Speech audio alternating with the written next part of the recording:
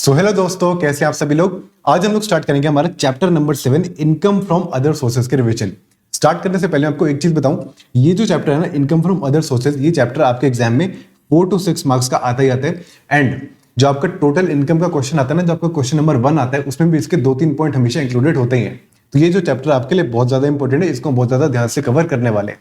तो देखो, ये जो होता है ना इनकम फ्रॉम अदर सोर्सेज, ये होता है हमारा residual head of income. Residual होता है, ये हमारा रेसिडुअल हेड होता है। इसमें जो भी ऐसे इनकम होती है ना जो कि पहले के किसी हेड में नहीं है, जो पहले हमने 4 हेड देखे, हमने देखा हाउस प्रॉपर्टी, हमने देखा सैलरी, हमने देखा पीजीबीपी, हमने देखा कैपिटल गेन, इन चारों हेड में जो इनकम नहीं आती लेकिन फिर भी वो इनकम टैक्स के अंदर एग्जेम्प्ट नहीं होती, तो फिर वो इनकम हमारी कवर होती है हमारे अदर सोर्सेज वाले हेड के अंदर। तो देखो, सबसे पहला हमारा सेक्शन आता है, हमारा सेक्शन नंबर 56। ये होता है हमारा charging section.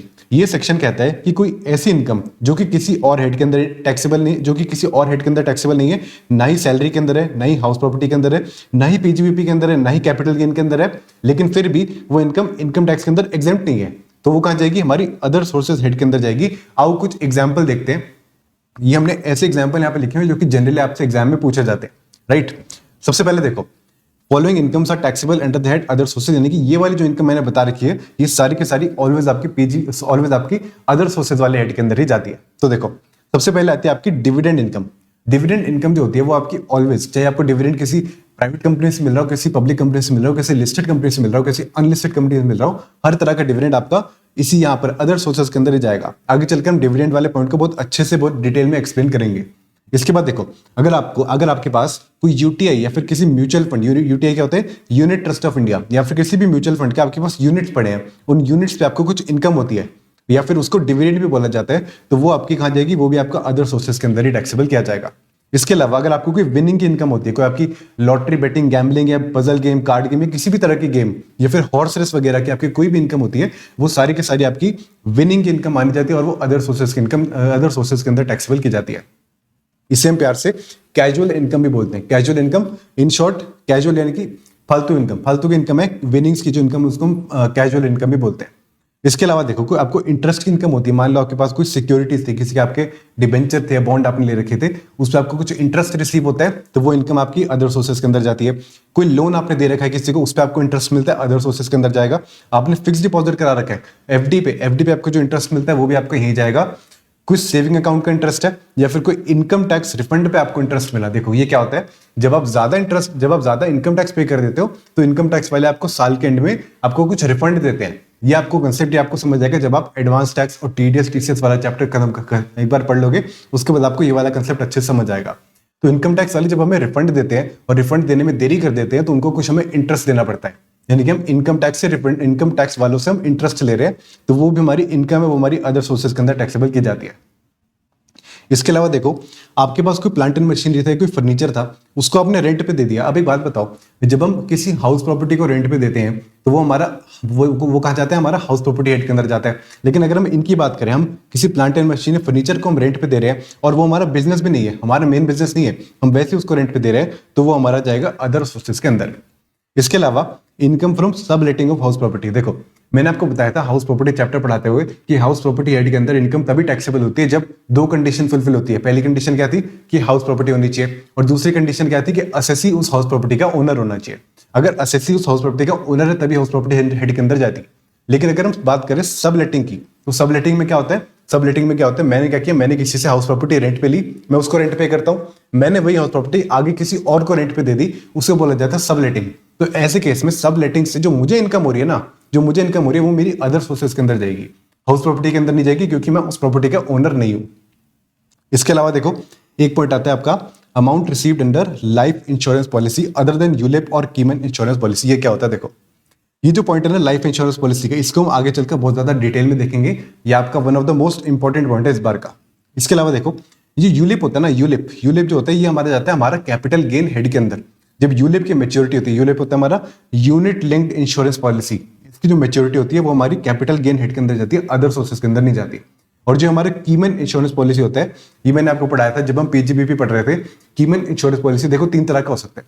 Koeman insurance policy में अगर मान लो पैसा मिल रहा है बिजनेस को, तो उसके लिए जाएगा पीजीबीपी हेड के अंदर। अगर मान लो पैसा मिल रहा है एम्प्लॉय को, तो उसको जाएगा सैलरी हेड के अंदर। लेकिन मान लो पैसा मिल रहा है किसी और पर्सन को, मान लो एम्प्लॉय मर गया, एम्प्लॉय की फैमिली में किसी को पैसा मिल रहा है, तो ऐसे केस में उसका उसके लिए जाएगा वो उसका अदर सोर्सेज। तो देखो 3 केस है, लेकिन जनरली क्या होता है कि ह्यूमन इंश्योरेंस पॉलिसी का पैसा पीजीबीपी हेड के अंदर ही जाता है।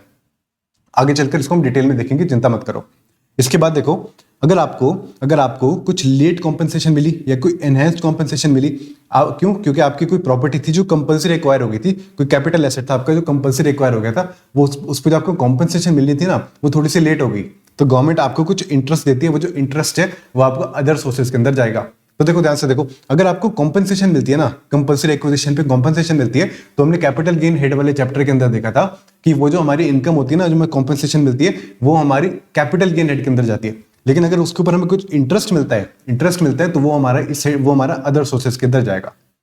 इस पॉइंट को भी आगे चलकर हम थोड़ा डिटेल में देखेंगे। इसके अलावा देखो, अगर आपने 1 अप्रैल 2014 या फिर उसके बाद से आपने कोई एडवांस मनी फॉरफिट किया था, ये भी हमने कैपिटल गेन हेड के अंदर देखा था कि भाई इस डेट के बाद से, इस डेट या फिर इसके बाद से कोई एडवांस मनी अगर हम फॉरफिट कर लेते हैं, तो वो हमारा अदर सोर्स का इनकम बन जाता है। जिस साल में फॉरफिट करते हैं उसी साल के अंदर इनकम बन जाता है। इसके अलावा देखो, रॉयल्टी इनकम, अगर आपको कहीं से रॉयल्टी इनकम होती है तो वो पहले के 4 हेड में कवर नहीं होती, इसलिए हमारे इस हेड के अंदर कवर हो जाती है। डायरेक्टर सिटिंग फी है, देखो ये क्या होता है। अगर हमारा जो डायरेक्टर है अगर वो हमारा एम्प्लॉई है, तो उसको जो सिटिंग फी मिलती है ना, वो उसके सैलरी हेड के अंदर जाती है। लेकिन डायरेक्टर जनरली एम्प्लॉय नहीं होते। मान लो कोई इंडिपेंडेंट डायरेक्टर है, वो आपकी मीटिंग अटेंड करने आ रहा है, आप उसको कुछ सिटिंग फीस पे करते हो, तो वो उसके लिए अदर सोर्सेज की इनकम बनेगी। वो हमारा एम्प्लॉय नहीं है, ना ही वो हमारा एम्प्लॉयर, ना ही कोई बिजनेस का रिलेशनशिप है, इसलिए वो हमारा अदर सोर्सेज के अंदर उस पर्सन के हेड में टैक्सेबल हो जाएगा। इसके अलावा देखो, amount received under family pension, इस पॉइंट को आगे डिटेल में देखेंगे। फैमिली पेंशन में कोई अमाउंट मिलता है तो वो हमारा सैलरी हेड के अंदर नहीं, हमारा अदर सोर्सेज के अंदर जाता है।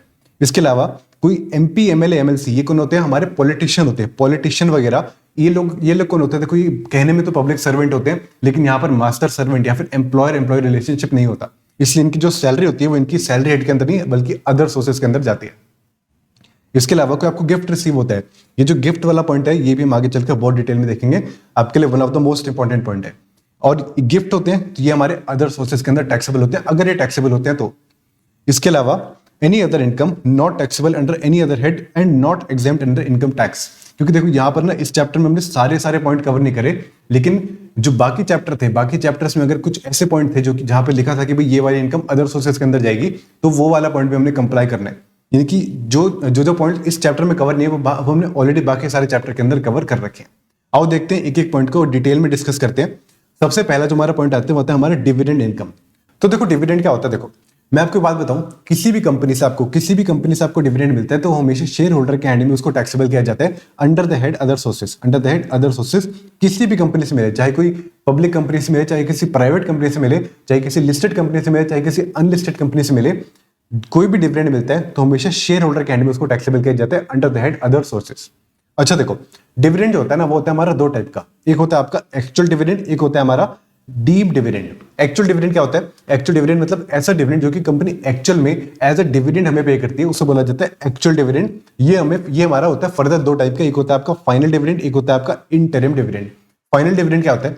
जब हमारा पूरा का पूरा फाइनेंशियल ईयर खत्म हो जाता है ना, तो उसके बाद उस फाइनेंशियल ईयर के लिए एक एनुअल जनरल मीटिंग रखी जाती है। उस एनुअल जनरल मीटिंग में पूरे साल का एक फाइनल डिविडेंड डिक्लेयर किया जाता है एंड उसके कुछ दिन बाद उसको पे किया जाता है। इंटरिम डिविडेंड क्या होता है? इंटरिम डिविडेंड क्या होता है? ऐसा डिविडेंड जो कि पूरा फाइनेंशियल ईयर खत्म होने से पहले आपको पे कर दिया जाता है, साल के बीच में आपको कुछ डिविडेंड पे किया जाता है, उसको बोला जाता है इंटरिम डिविडेंड। तो मैं आपको एक बात बताऊं, अगर हम बात करें फाइनल डिविडेंड की, तो फाइनल डिविडेंड उस साल में टैक्सेबल होगा, उस प्रीवियस ईयर में टैक्सेबल होगा जिस साल में उसको डिक्लेयर किया जाता है। हम यहाँ पर पेमेंट की वेट नहीं करते, जिस साल में उसको डिक्लेयर किया जाता है उसी साल में उसको पे कर दिया जाता है, सॉरी उसी साल में उसको टैक्सेबल किया जाता है जिस साल में उसको डिक्लेयर किया जाता है। अगर मैं बात करूं इंटरिम डिविडेंड की, तो interim dividend is taxable in the year in which it is actually received by the share holder. आओ एक एग्जांपल से देखते हैं। फॉर एग्जांपल मैं बात करूं फाइनल की, हम बात करें फाइनल डिविडेंड की, तो यहां पर हम देखते हैं प्रीवियस ईयर 24-25 में हमारा फाइनल डिविडेंड डिक्लेयर हो गया था, लेकिन हमें रिसीव हुआ 25-26 में। तो ऐसे केस में कहां पे टैक्सेबल होगा? टैक्सेबल होगा हमारा 24-25 के अंदर ही टैक्सेबल इसको कर दिया जाएगा। लेकिन अगर मैं बात करूं इंटरिम डिविडेंड की, तो प्रीवियस ईयर 24-25 में अगर मान लो कि वो डिक्लेयर हो गया और प्रीवियस ईयर 25-26 में हमें वो रिसीव हुआ, तो ऐसे केस में उसको 25-26 के अंदर ही उसको हम टैक्सेबल करेंगे। जिस प्रीवियस ईयर में वो रिसीव होगा उस साल में उसको टैक्सेबल किया जाएगा। अब डीम डिविडेंड क्या होता है? डीम डिविडेंड मतलब कि ऐसा डिविडेंड जो कि एक्चुअल में हमें लगता है कि भाई एक्चुअल में डिविडेंड ही पे कर रहे हैं, उसके अलावा कोई और एसेट या फिर कोई और पैसा हम दे रहे हैं अपने शेयर होल्डर को, लेकिन इनकम टैक्स के अंदर उसको डिविडेंड मान लिया जाता है।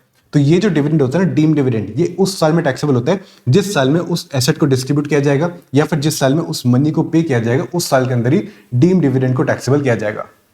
अब देखो, मुझे एक बात बताओ, क्या डिविडेंड से हमें किसी भी तरह के एक्सपेंडिचर की हमें डिडक्शन मिलती है? द आंसर इज यस, एक एक्सपेंडिचर की मिलती है, only interest expense. Only interest expense. कौन सा इंटरेस्ट? जो कि आपने एक ऐसे लोन पे कर रहा है, ऐसे आपने कोई लोन लिया, कोई ऐसा आपने लोन लिया उस डिविडेंड इनकम को कमाने के लिए, उस लोन पे जो आप इंटरेस्ट एक्सपेंस है ना आपका, उसके आपको रिडक्शन मिल जाएगी। वो भी कितनी? Maximum 20% of dividend income. एक एग्जांपल से देखते हैं। देखो, एक एग्जांपल से देखो, मान लो आपने क्या किया, किसी कंपनी के शेयर्स में इन्वेस्ट करने के लिए आपने लोन लिया, किस पे? एट 12% पर एनम आपने लोन लिया। किसी कंपनी के शेयर्स में इन्वेस्ट करने के लिए 10 लाख का आपने लोन लिया। आपने क्या किया? उस कंपनी के शेयर खरीद लिए।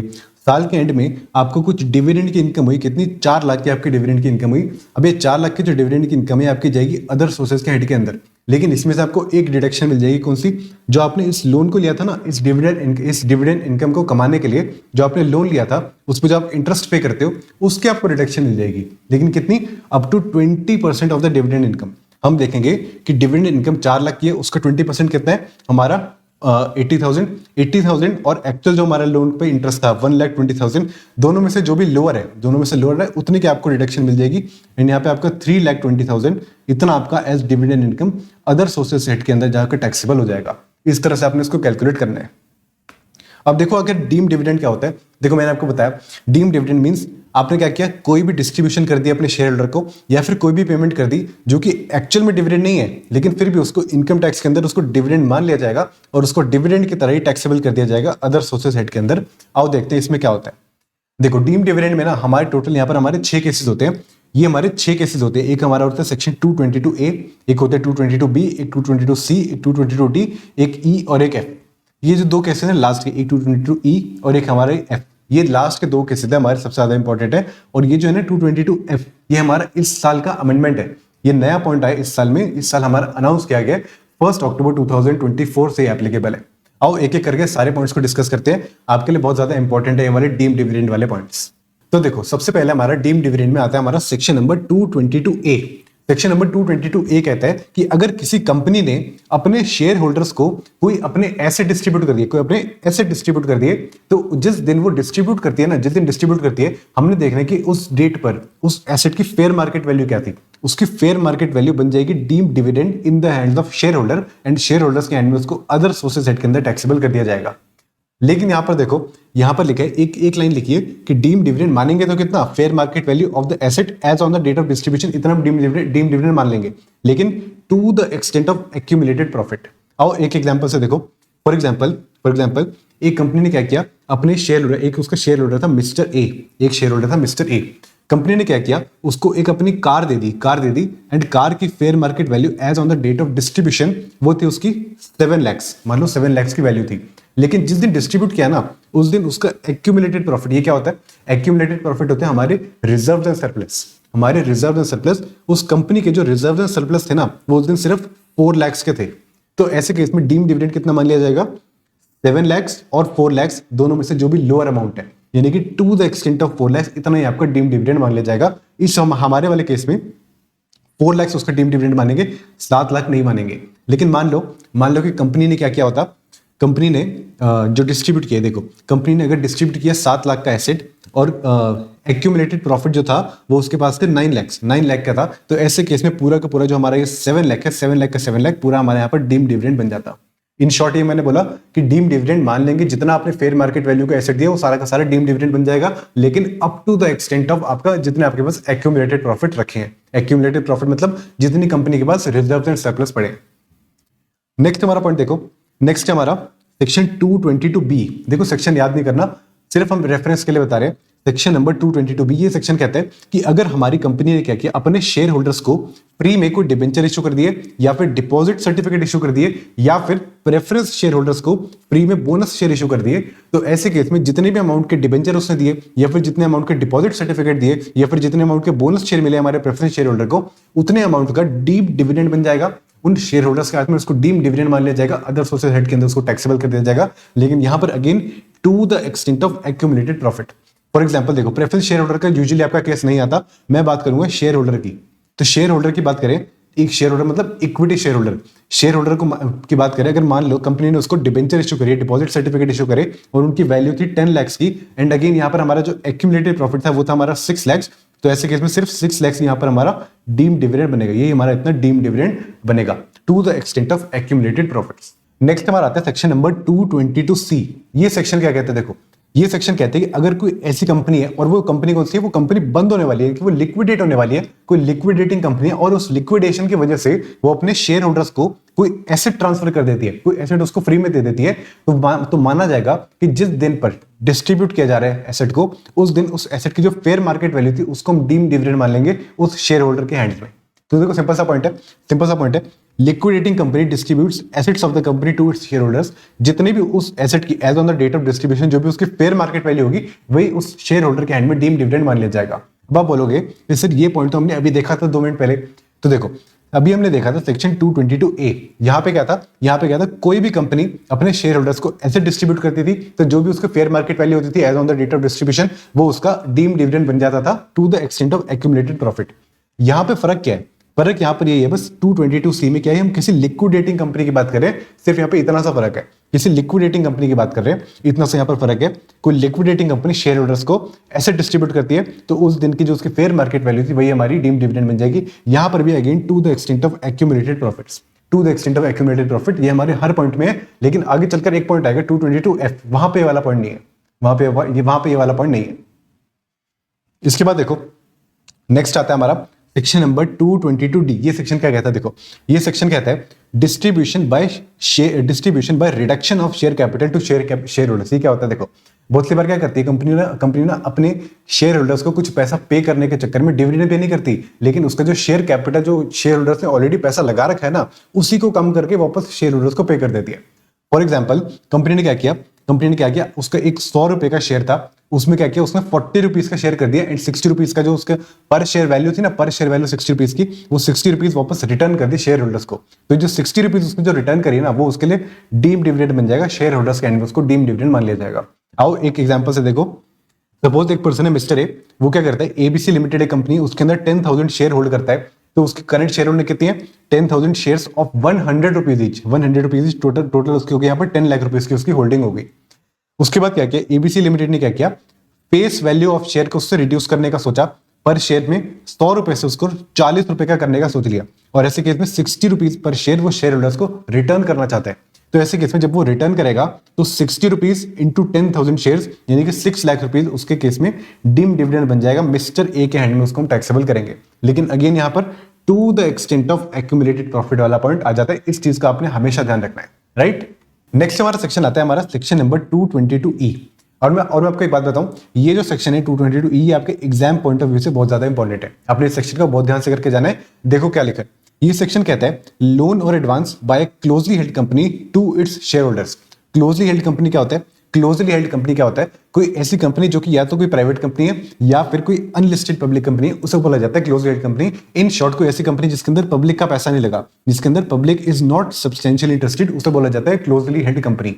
अगर कोई क्लोजली हेल्ड कंपनी अपने शेयर होल्डर को, कौन से, कोई अरे गरे शेयर होल्डर को नहीं, किसी स्पेशल शेयर होल्डर को, ऐसा शेयर होल्डर जिसके पास 10% और मोर वोटिंग पावर है, उसको लोन देती है, या फिर कोई ऐसी कंसर्न है या फिर कोई ऐसी एंटिटी है जिसके अंदर ये ऊपर वाला जो शेयर होल्डर था इसका सब्सटैंशियल इंटरेस्ट है, यानी कि 20% और मोर वोटिंग पावर है, इस वाले शेयर होल्डर की किसी एक एंटिटी में, उस एंटिटी को लोन देती है, तो ऐसे केस में जितना भी लोन या एडवांस है ना, वो पूरा का पूरा अमाउंट आपका डीम डिविडेंड मान लिया जाएगा, of course to the extent of accumulated profits. अभी हो सकता है आपको ना समझ आया हो, लेकिन एक एग्जांपल देखेंगे, एक चार्ट देखेंगे, आपको सारी चीज अच्छे से समझ में आ जाएगी। देखो सपोज एक कंपनी है एबीसी प्राइवेट लिमिटेड, ये एक क्लोजली हेल्ड कंपनी है। क्यों? क्योंकि देखो मैं लिखा है एबीसी प्राइवेट लिमिटेड मतलब क्लोजली हेल्ड कंपनी। अगर एक company ABC private limited closely held company, इसका एक शेयर होल्डर है मिस्टर ए, इसके पास क्या है, इस एबीसी प्राइवेट लिमिटेड में 10% और मोर शेयर है इसके पास। इसका मतलब कि वो इस 222E के अंदर कवर होता है। तो मान लो अगर एबीसी प्राइवेट लिमिटेड इस मिस्टर ए को कोई लोन या एडवांस देती है, तो ऐसे केस में जितना भी लोन या एडवांस का अमाउंट होगा वो सारा का सारा डीम्ड डिविडेंड मान लिया जाएगा और मिस्टर ए के हैंड्स में उसको टैक्सेबल कर दिया जाएगा अदर सोर्सेज हेड के अंदर, एज डीम्ड डिविडेंड उसको टैक्सेबल कर दिया जाएगा। चलिए ये केस तो हमें समझ आ गया कि एबीसी प्राइवेट लिमिटेड ने इस पर्सन को, अपने मिस्टर ए को जिसके पास 10% और मोर शेयर होल्डिंग है, उसको लोन दिया, तो यहां पर वो उसके लिए डीम्ड डिविडेंड मान लिया जाएगा। ये तो हमें समझ आ गया। लेकिन मान लो मिस्टर ए को नहीं दिया, लेकिन एक ऐसी पार्टनरशिप फर्म है, या फिर कोई ऐसी एंटिटी है, कोई ऐसी कंसर्न है जिसके अंदर मिस्टर ए का 20% और मोर प्रॉफिट शेयर है। सब्सटैंशियल इंटरेस्ट को बोला जाता है 20% और मोर। अगर मिस्टर ए के पास कोई ऐसी एंटिटी है जिसके अंदर उसका 20% और मोर प्रॉफिट शेयर यानी कि सब्सटैंशियल इंटरेस्ट है, और एबीसी प्राइवेट लिमिटेड उस कंपनी को कोई लोन या एडवांस देती है, तो वो लोन एडवांस का अमाउंट वो भी डीम्ड डिविडेंड मान लिया जाएगा। मिस्टर ए के हैंड्स में उसको डीम्ड डिविडेंड मान लिया जाएगा। एक तो ये केस हो गया। एक और केस भी होता है, देखो एक और केस भी होता है। मान लो कि एबीसी प्राइवेट लिमिटेड ने ना ही मिस्टर ए को लोन दिया, ना ही उसने उसकी सब्सटैंशियल इंटरेस्ट वाली कंपनी को लोन दिया, कुछ भी नहीं दिया। लेकिन मान लो उसने क्या किया, मिस्टर बी एक थर्ड पर्सन है जो कि मिस्टर ए से कोई रिलेशन नहीं रखता, सिर्फ उसका दोस्त हो सकता है या कोई भी हो सकता है उसके जान पहचान का, लेकिन उसका कोई भी रिलेटिव नहीं, उसका ना ही कोई रिलेटिव है ना ही कुछ नहीं लगता उसका, कोई थर्ड पर्सन है, उसको लोन दिया एबीसी प्राइवेट लिमिटेड ने। और तो लेकिन कैसे दिया, ऑन बिहाफ ऑफ और for the benefit of mister A. On behalf of mister A यानी कि मिस्टर ए को लोन देना था, उसकी जगह एबीसी प्राइवेट लिमिटेड ने लोन दे दिया, या फिर for the benefit of mister A यानी कि लोन इसको मिल रहा है लेकिन लोन का बेनिफिट मिल रहा है मिस्टर ए को। तो ऐसे केस में जो भी लोन या एडवांस का अमाउंट होगा ना, जो मिस्टर बी को लोन या एडवांस मिलेगा, वो सारा का सारा मिस्टर ए के हैंड्स में ही टैक्सेबल कर दिया जाएगा एज डीम्ड डिविडेंड। ये था हमारा सेक्शन 222E। अब देखो क्या लिखा है, देखो ये वाला पॉइंट है नोट्स में, हमारा पहला पॉइंट यही वाला पॉइंट कहता है, ये वाला थर्ड पर्सन वाला पॉइंट कहता है एनी लोन और advance given to a third person on behalf of that shareholder या फिर for the individual benefit of such shareholder, वो भी टैक्सेबल हो जाएगा as deemed dividend in the hands of that shareholder, यानी कि mister A के hands में उसको भी टैक्सेबल कर दिया जाएगा। अच्छा एक बात और बताओ, ये बताओ सेक्शन 222E अप्लाई तो करता है, हमें समझ आ गया, लेकिन मान लो किसी पर्सन ने, या तो मिस्टर ए ने या फिर ए एंड कंपनी ने या फिर इसने मिस्टर बी ने लोन लिया, इस एबीसी प्राइवेट लिमिटेड से लोन लिया और लेते ही अगले दिन उसको वापस चुका दिया, एक दिन लिया और अगले दिन उसको वापस चुका दिया, यानी कि सब्सिक्वेंट रीपेमेंट कर दी, तो क्या फिर भी हम उसको डीम्ड डिविडेंड मान लेंगे? द आंसर इज यस, हम मानेंगे। Section 222E will still apply even if there is subsequent repayment of loan.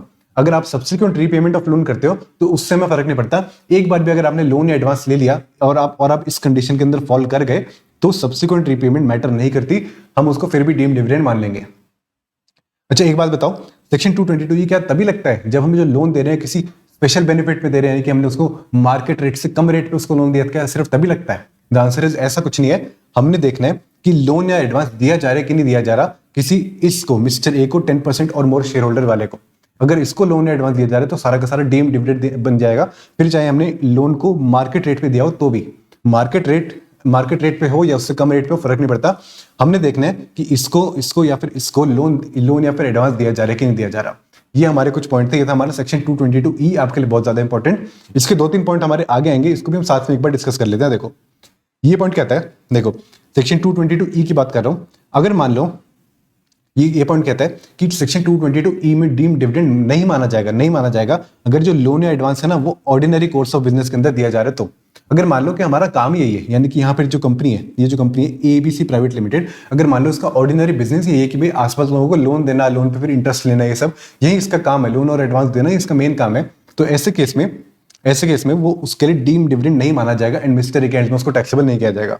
This will not apply if loan और advances are given in ordinary course of business. Next हमारा point क्या है, in case of trade advance given in the normal business transaction. देखो for example again यहाँ पर देखो ये person है मिस्टर ए, ये एबीसी प्राइवेट लिमिटेड। देखो मान लो कि एबीसी प्राइवेट लिमिटेड अपना सामान खरीदती है मिस्टर ए से, या फिर मिस्टर ए इससे कुछ सामान खरीदता है। तो ऐसे केस में मान लो मिस्टर ए अगर इससे कुछ सामान खरीदता है लेकिन पेमेंट डिले कर देता है, पेमेंट बाद में करता है, तो वो उसका क्रेडिटर बन जाता है, राइट। तो ऐसे केस में अगर एबीसी प्राइवेट लिमिटेड ने उसको कुछ ट्रेड एडवांस दे दिया कि चलो हम आपस में ट्रेड करते हैं, कोई बात नहीं, आप हमें बाद में पेमेंट कर देना, उससे बोला जाता है ट्रेड एडवांस। तो वो जो ट्रेड एडवांस होता है ना वो भी आपका नॉर्मल कोर्स ऑफ बिजनेस में माना जाता है, इससे ट्रेड एडवांस के केस में उसको डीम्ड डिविडेंड नहीं माना जाएगा, मिस्टर अकाउंट में उसको टैक्सेबल नहीं किया जाएगा। अच्छा एक पॉइंट और आता है, देखो deem dividend paid by the company which is set off against loan और advance deemed as dividend under 222। ये देखो ये क्या कहता है, ये क्या कहता है, देखो ये सेक्शन कहता है, ये वाला पॉइंट कहता है, ये पॉइंट कहता है कि मान लो आपने पहले क्या हुआ, पहले आपने कंपनी से लोन या एडवांस ले लिया, वो आपके हैंड्स में एक बार आपको डीम डिविडेंड बन गया, एक बार आपके हैंड्स में डीम डिविडेंड बन गया।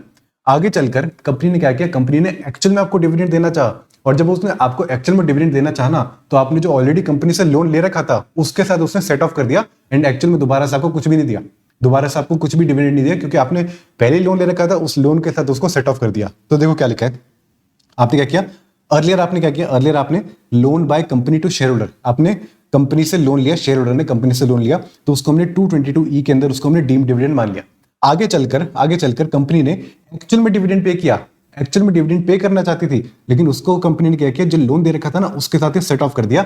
तो ऐसे केस में जो उसने डिविडेंड दिया ना, उसको दोबारा से यहाँ पर हम डिविडेंड मानकर उसको टैक्सेबल नहीं करेंगे, क्योंकि ऑलरेडी यहाँ पर डीम डिविडेंड 222E के अंदर हमारा टैक्सेबल हो चुका है, राइट। नेक्स्ट आपका आता है हमारा सेक्शन नंबर 222F। एंड में एक बात बताऊं, ये जो है ना, ये इस बार की आपकी अमेंडमेंट है, ये आपकी अमेंडमेंट है, ये आपके लिए बहुत ज्यादा इंपॉर्टेंट है। इस बार की जो आपकी अमेंडमेंट है, ये आपकी एप्लीकेबल है फ्रॉम 1 अक्टूबर 2024, यानी कि साल के बिल्कुल सेंटर से आपकी एप्लीकेबल है।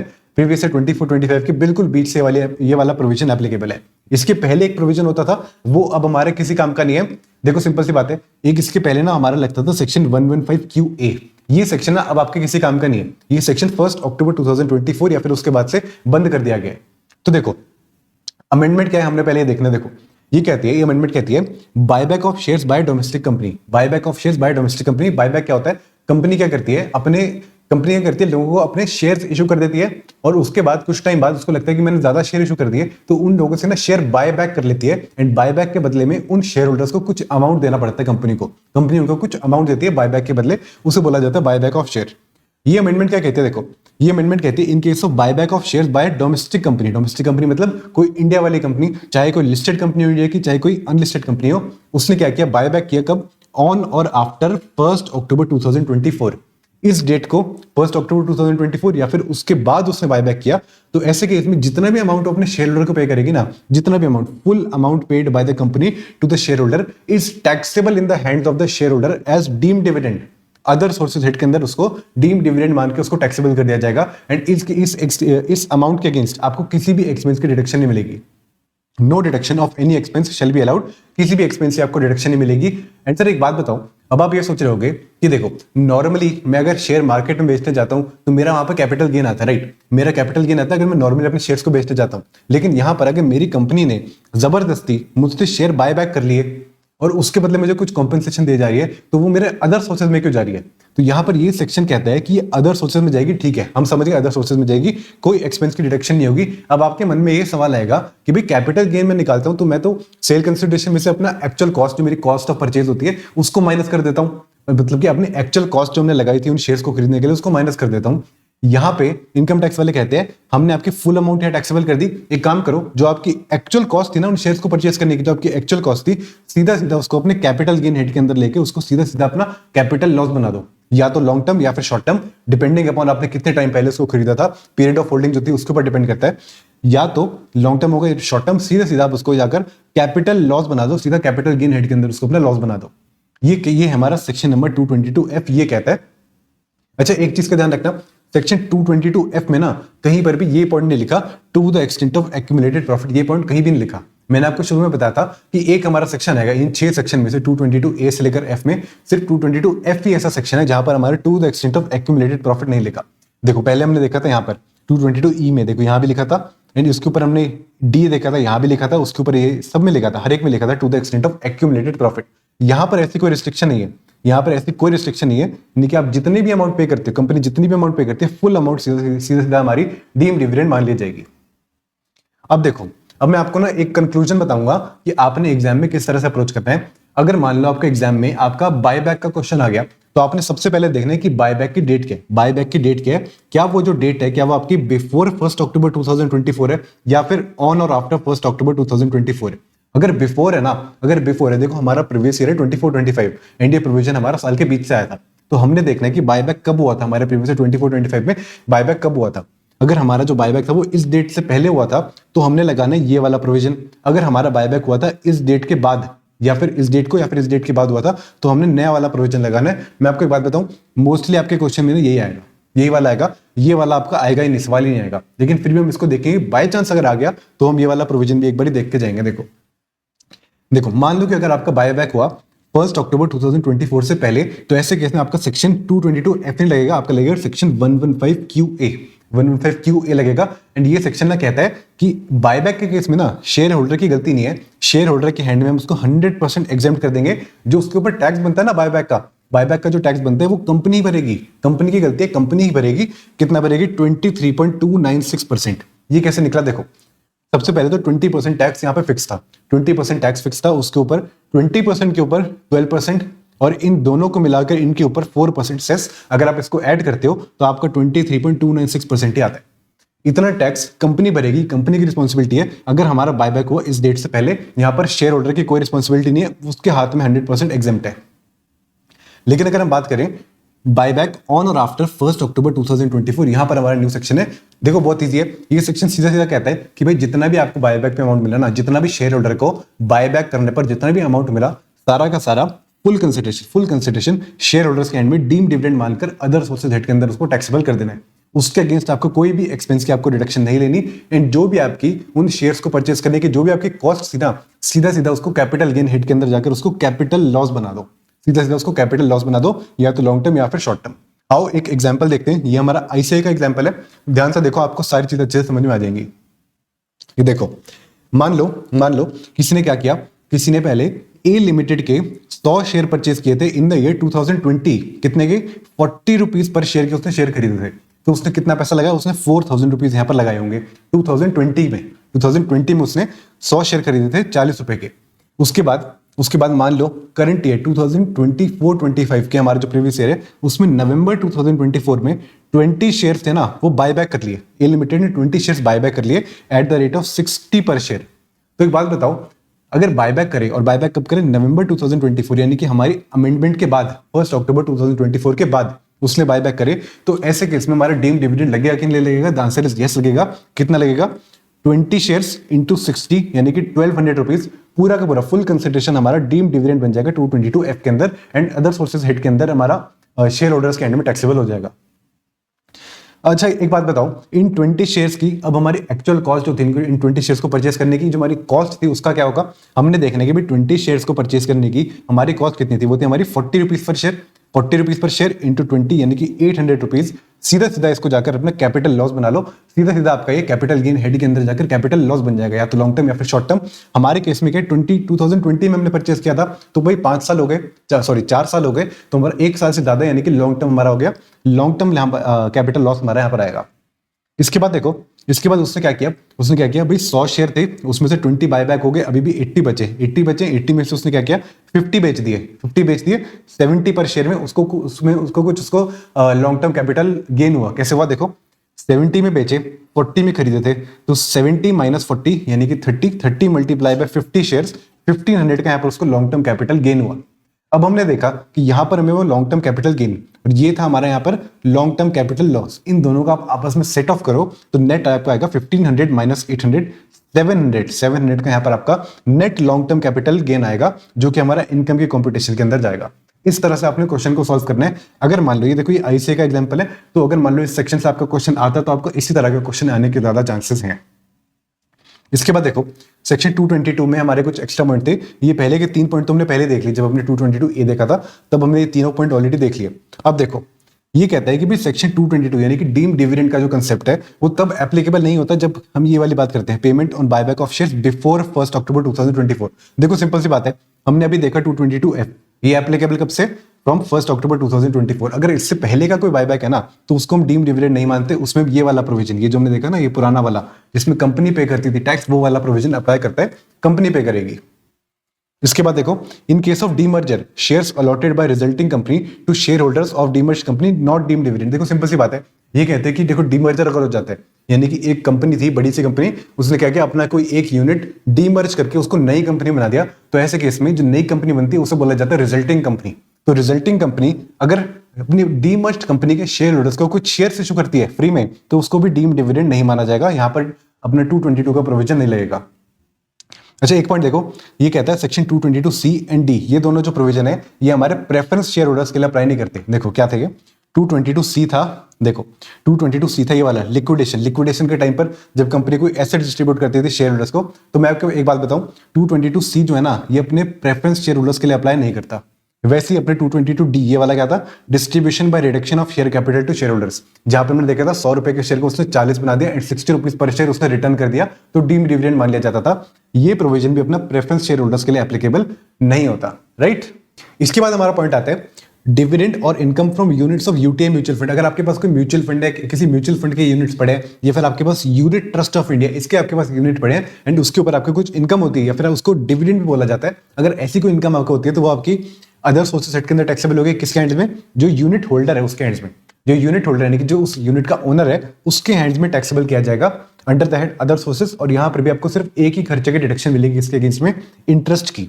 आपने इस इनकम को कमाने के लिए अगर आपने कहीं से लोन लिया एंड उस लोन पे आप कुछ इंटरेस्ट पे करते हो तो उस इंटरेस्ट की डिडक्शन मिलेगी कितनी, maximum 20% of the dividend income. जैसे हमने पहले देखा था डिविडेंड के केस में, बिल्कुल सेम केस वैसे यहां पर भी हमें मैक्सिमम 20% तक की हमें डिडक्शन मिलेगी। इसके बाद नेक्स्ट हमारा आता है compensation on termination of employment. अब देखो ये क्या है, ये पॉइंट कहता है कि अगर आपकी एम्प्लॉयमेंट थी, आपका कहीं पर आप जॉब करते थे एंड आपकी जो जॉब थी, जॉब को या तो टर्मिनेट कर दिया गया या फिर आपकी जो एम्प्लॉयमेंट के जो टर्म्स थी उसको मॉडिफाई कर दिया गया और उसकी वजह से आपको कुछ नुकसान हो गया, उसके बदले में आपको कुछ कॉम्पेंसेशन मिल रही है। अगर आपको कुछ कॉम्पेंसेशन मिल रही है तो मैं आपको एक बात बताऊं, अगर आपकी जो कॉम्पेंसेशन आपको मिल रही है, अगर आपका एम्प्लॉयर दे रहा है ना, अगर एम्प्लॉयर आपको कॉम्पेंसेशन दे रहा है तो वो आपके सैलरी हेड के अंदर टैक्सेबल होगी, क्योंकि यहां पर आपका एम्प्लॉयर एम्प्लॉय का रिलेशनशिप आ जाता है। लेकिन मान लो कि आपको जो कॉम्पेंसेशन है वो एम्प्लॉयर नहीं दे रहा, वो कोई और दे रहा है, some other person, any other person दे रहा है, जहां पर आपका एम्प्लॉयर एम्प्लॉय का रिलेशनशिप नहीं है, तो यहां पर वो जो इनकम, जो कॉम्पेंसेशन आपको मिलेगी वो आपकी अदर सोर्सेज हेड के अंदर जाएगी, सैलरी हेड के अंदर नहीं जाएगी। फॉर एग्जाम्पल आपने क्या किया, आप कहीं जॉब करते थे, आपने अपनी जॉब की इंश्योरेंस करा ली, इसे बोला जाता है जॉब इंश्योरेंस, कि भाई मेरी जॉब अगर छूट गई तो इंश्योरेंस कंपनी मुझे पे करेगी।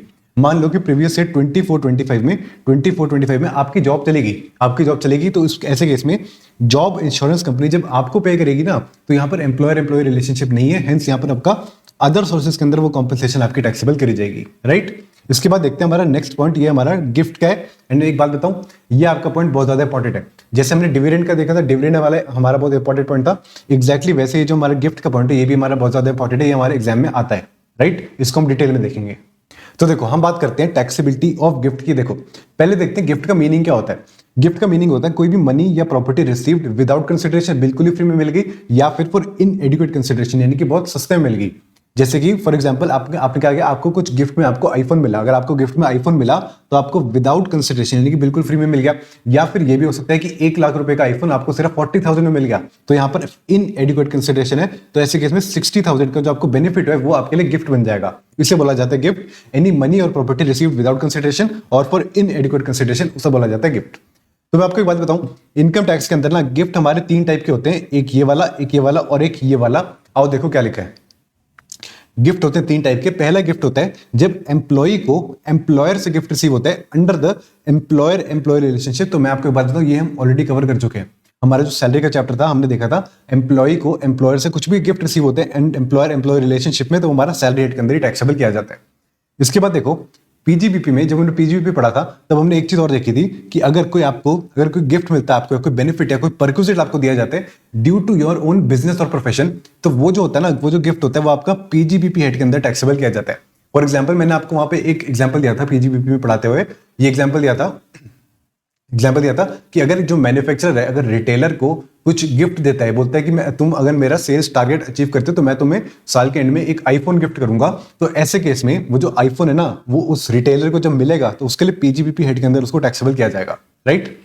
उसके अलावा देखो एक हमारा एम्प्लॉयर एम्प्लॉय वाला था, एक हमारा पीजीबीपी था। इसके अलावा अगर आपको कोई भी गिफ्ट रिसीव होता है तो वो यहाँ पे कवर होता है, कहाँ पे, हमारा अदर सोर्सेज में सेक्शन 56(2)(10) के अंदर कवर किया जाता है, और ये हमारा अदर सोर्सेज के अंदर टैक्सेबल इसको किया जाता है। बहुत इंपॉर्टेंट पॉइंट है आपके लिए, ध्यान से आपने देखना है। देखो सेक्शन को स्टार्ट करते हैं। देखो ये हमारा सेक्शन है, सेक्शन नंबर 56(2)(10). ये वाला सेक्शन आप चाहो तो याद कर सकते हो, नहीं भी करो तो भी चलेगा, लेकिन सेक्शन में जो कंटेंट है वो आपने बहुत अच्छे से याद रखना है। देखो एनी मनी और प्रॉपर्टी रिसीव्ड विदाउट कंसिडरेशन और for इनएडिक्वेट consideration in excess of 50,000, in excess of 50,000, ये 50,000 की लिमिट आपको अच्छे से याद करके रखनी है। 50,000 से ज्यादा का आपको गिफ्ट मिलता है तो वो टैक्सेबल होता है। अब देखो गिफ्ट में या तो आपको मिलेगा मनी या फिर आपको मिलेगी प्रॉपर्टी। अगर मान लो अब प्रॉपर्टी की बात करें तो फर्दर वो क्लासिफाई हो सकती है मूवेबल प्रॉपर्टी में और इमूवेबल प्रॉपर्टी में। मूवेबल मतलब आगे देखेंगे उसकी डेफिनेशन, मतलब ऐसी प्रॉपर्टी जो कि आपकी मूवेबल प्रॉपर्टी होती है, आप उसको मूव कर सकते हो। और इमूवेबल प्रॉपर्टी मतलब कि लैंड एंड बिल्डिंग। देखो अगर हम बात करें, हमें गिफ्ट में अगर हमें मिलता है मनी, हमने देख रहे हैं कि हमें पूरे साल में जितना मनी रिसीव हुआ है क्या वो हमारा 50,000 से ज्यादा का है। अगर अगर अप टू 50,000 है ना तो हम कुछ टैक्सेबल नहीं करेंगे, और अगर मोर देन 50,000 है तो पूरा का पूरा अमाउंट टैक्सेबल कर देंगे। ऐसा नहीं कि 50,000 के ऊपर वाला करेंगे, नहीं, पूरा का पूरा 100% amount entire money received will be taxable. ऐसा मत सोचना कि भाई मुझे 70,000 का मिला है तो मैं 50,000 के ऊपर का जो मेरे 20,000 बनता है उसको टैक्सेबल कर दूं, ऐसा नहीं करना। 100% amount entire money will be taxable. अगर हम बात करें प्रॉपर्टी में मूवेबल प्रॉपर्टी की, तो हमने देखना है कि मूवेबल प्रॉपर्टी हमें कैसे मिली है। अगर हमें मिली है विदाउट कंसिडरेशन, की पूरी मूवेबल प्रॉपर्टी हमें फ्री मिल गई, फॉर एग्जांपल आपको ज्वेलरी मिल गई, आपको ज्वेलरी बिल्कुल 100% फ्री मिल गई, तो आपने देखना है जो आपको मूवेबल प्रॉपर्टी मिली है उसकी फेयर मार्केट वैल्यू क्या है। उसकी फेयर मार्केट वैल्यू अगर 50,000 से ज्यादा की है ना तो एक काम करो, सारी की सारी फेयर मार्केट वैल्यू को टैक्सेबल कर दो। यहाँ पर अगेन वैसे ही आपने एंटायर अमाउंट लेना है, उसके ऊपर वाला नहीं, 50,000 के ऊपर का नहीं, पूरा अमाउंट यहाँ पर लेना है। अगर मान लो मूवेबल प्रॉपर्टी हमें मिलती है इन एडिक्वेट कंसिडरेशन के लिए, यानी कि मूवेबल प्रॉपर्टी आपको महंगी प्रॉपर्टी आपको सस्ते में मिल जाती है। फॉर एग्जांपल 10 लाख की ज्वेलरी आपको मिल गई सिर्फ 2 लाख रुपए में, 10 लाख की ज्वेलरी आपको सिर्फ 2 लाख में मिल गई, तो ऐसे केस में आपने देखने कि आपका बेनिफिट कितना है। आपका बेनिफिट कितना है भाई, 10 लाख की ज्वेलरी थी 2 लाख में मिल गई, जो डिफरेंस है दोनों का, डिफरेंस है 8 लाख का, वो हमारे लिए बेनिफिट है। तो देखो डिफरेंस क्या है, फेयर मार्केट वैल्यू, उस मूवेबल प्रॉपर्टी की फेयर मार्केट वैल्यू माइनस जितनी कंसिडरेशन आपने पे करी, वो दोनों का जो डिफरेंस आएगा, वही हमारे लिए बेनिफिट है। हमने देखना है कि वो जो डिफरेंस है क्या वो 50,000 से ज्यादा का है। अगर डिफरेंस जो है वो 50,000 से ज्यादा का है तो एंटायर डिफरेंस अमाउंट उसको आप टैक्सेबल कर दो। एंटायर डिफरेंस अमाउंट को आप जाकर टैक्सेबल कर दोगे under the head other sources. यहां पर अगेन वही बात, 50,000 से ऊपर का नहीं, पूरा का पूरा अमाउंट आपने टैक्सेबल करना है। अगर हम बात करें प्रॉपर्टी की बात करें, और प्रॉपर्टी में हमें मिलता है कोई इमूवेबल प्रॉपर्टी, कोई लैंड या फिर कोई बिल्डिंग मिल जाती है, तो अगेन आपने देखना है कि आपको विदाउट कंसिडरेशन मिली है या फिर इन एडिक्वेट कंसिडरेशन मिली है। अगर विदाउट कंसिडरेशन मिली है तो आपने देखना है उसकी स्टैंप ड्यूटी वैल्यू 50,000 से ज्यादा है कि नहीं। यहां पे ध्यान से देखो, पहले हम देख रहे थे फेयर मार्केट वैल्यू, अब हम क्या देख रहे हैं, अब हम देख रहे हैं स्टैंप ड्यूटी वैल्यू।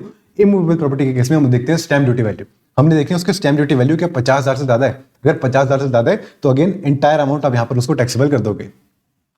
अगर मान लो कि हमें इन एडिक्वेट कंसिडरेशन मिलती है, मान लो 1 करोड़ की प्रॉपर्टी हमें सिर्फ 20 लाख से मिल जाती है, 1 करोड़ की प्रॉपर्टी 20 लाख से मिल जाती है, तो अगेन हमने देखना है कि हमारा बेनिफिट कितना है। बेनिफिट यानी कि डिफरेंस 20 लाख और 1 करोड़ के बीच का जो डिफरेंस हमारा 80 लाख का, वो हमारा गिफ्ट का अमाउंट बन जाएगा।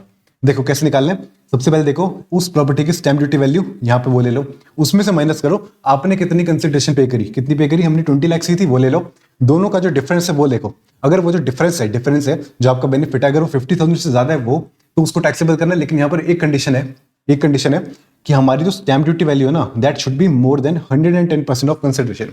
इसका मतलब कि यहाँ पर हमारा 10% तक का टॉलरेंस बैंड हमें अलाउड है। जैसे हम देखते थे ना कैपिटल गेन में पढ़ते हुए, कि हमने वहां पे देखा था कि भाई आपके जो कंसिडरेशन है उसके ऊपर अगर आपके स्टैंप ड्यूटी वैल्यू ज्यादा है लेकिन अप टू 110% है ना, तो कोई दिक्कत नहीं थी। यहां पर भी इन्होंने बोला कि स्टैंप ड्यूटी वैल्यू अगर आपकी 110% ऑफ कंसिडरेशन से ज्यादा है, अगर और साथ में जो डिफरेंस है वो 50,000 से ज्यादा है, दोनों चीजें अगर एक साथ हो रही है तो हमने गिफ्ट को टैक्सेबल करना है, नहीं तो नहीं करना।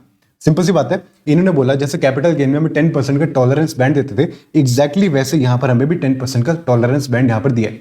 अगर मान लो ये दोनों कंडीशन फुलफिल होती है, डिफरेंस जो है 50,000 से ज्यादा का, एज वेल एज हमारी stamp duty value more than 110% of consideration, तो एंटायर डिफरेंस अमाउंट को आप टैक्सेबल कर दोगे। लेकिन देखो हमने देखा मनी का, प्रॉपर्टी का, यानी कि movable as well as immovable, हमने इनका देखा।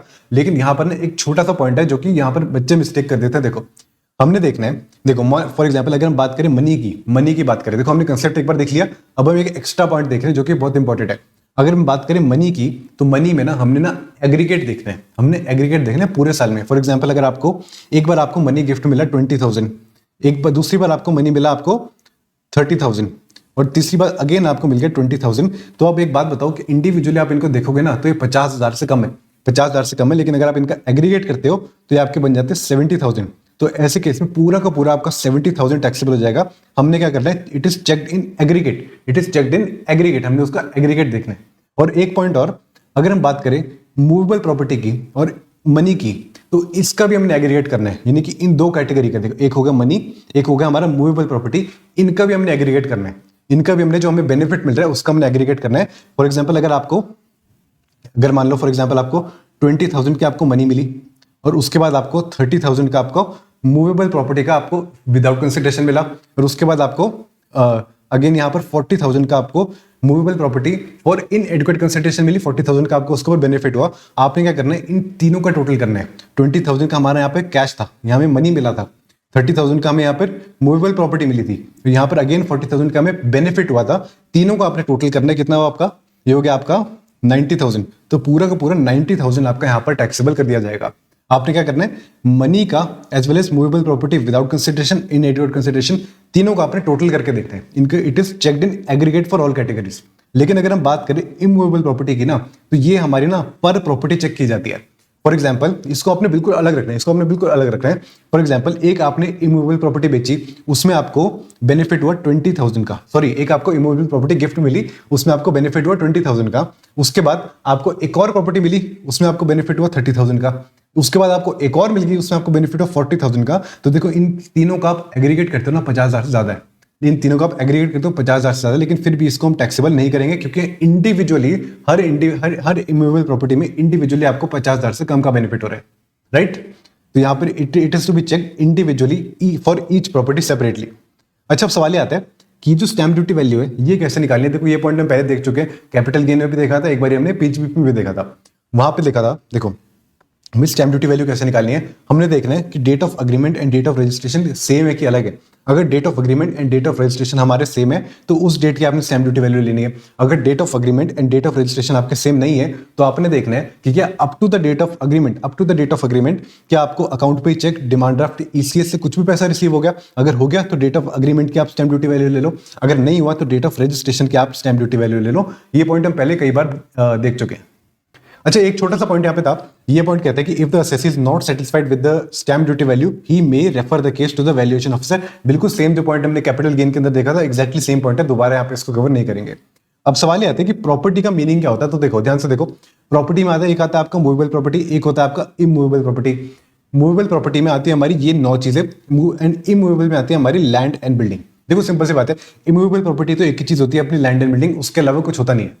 एक होती है अपनी मूवेबल प्रॉपर्टी एंड इसमें आती है हमारी 9 चीजें, एंड ये 9 की 9 चीजें आपको याद करनी ही करनी है। आपको याद करनी है क्यों? क्योंकि 56 to 10 ये जो हम सेक्शन पढ़ रहे हैं, हमारा गिफ्ट वाला जो सेक्शन है जो हमें टैक्सेबल कर देता है 50,000 से ज्यादा का, ये वाला जो सेक्शन है ना, ये सिर्फ इन्हीं प्रॉपर्टी पे लगता है, इसी वाली मूवेबल प्रॉपर्टी पे लगता है। इसके अलावा अगर आप कुछ गिफ्ट देते ना तो उसके ऊपर नहीं लगता, फिर चाहे उसकी वैल्यू आपकी 50,000 से ज्यादा की होगी तो भी उसके ऊपर टैक्स नहीं लगाया जाएगा। देखो 56 to 10 applies only if the above mentioned movable और immovable property is received as gift. उसके अलावा कोई और एसेट आपने लिया तो वो आपके लिए टैक्सेबल नहीं होगा, इवन इफ उसकी वैल्यू आपकी 50,000 से ज्यादा हो रही है तो भी।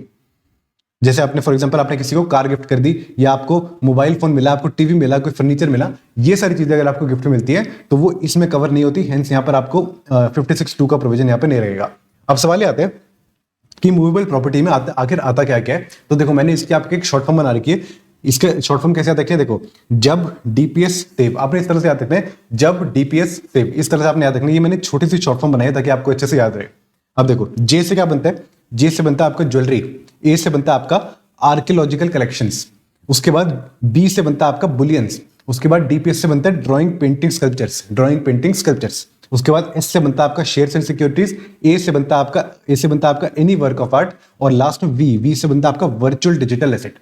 इन सारे एसेट्स ये आपको याद रखने ध्यान से, ये आपके लिए मैंने ये वाली छोटी सी शॉर्ट फॉर्म बनाई ताकि आपको आराम से याद रहे।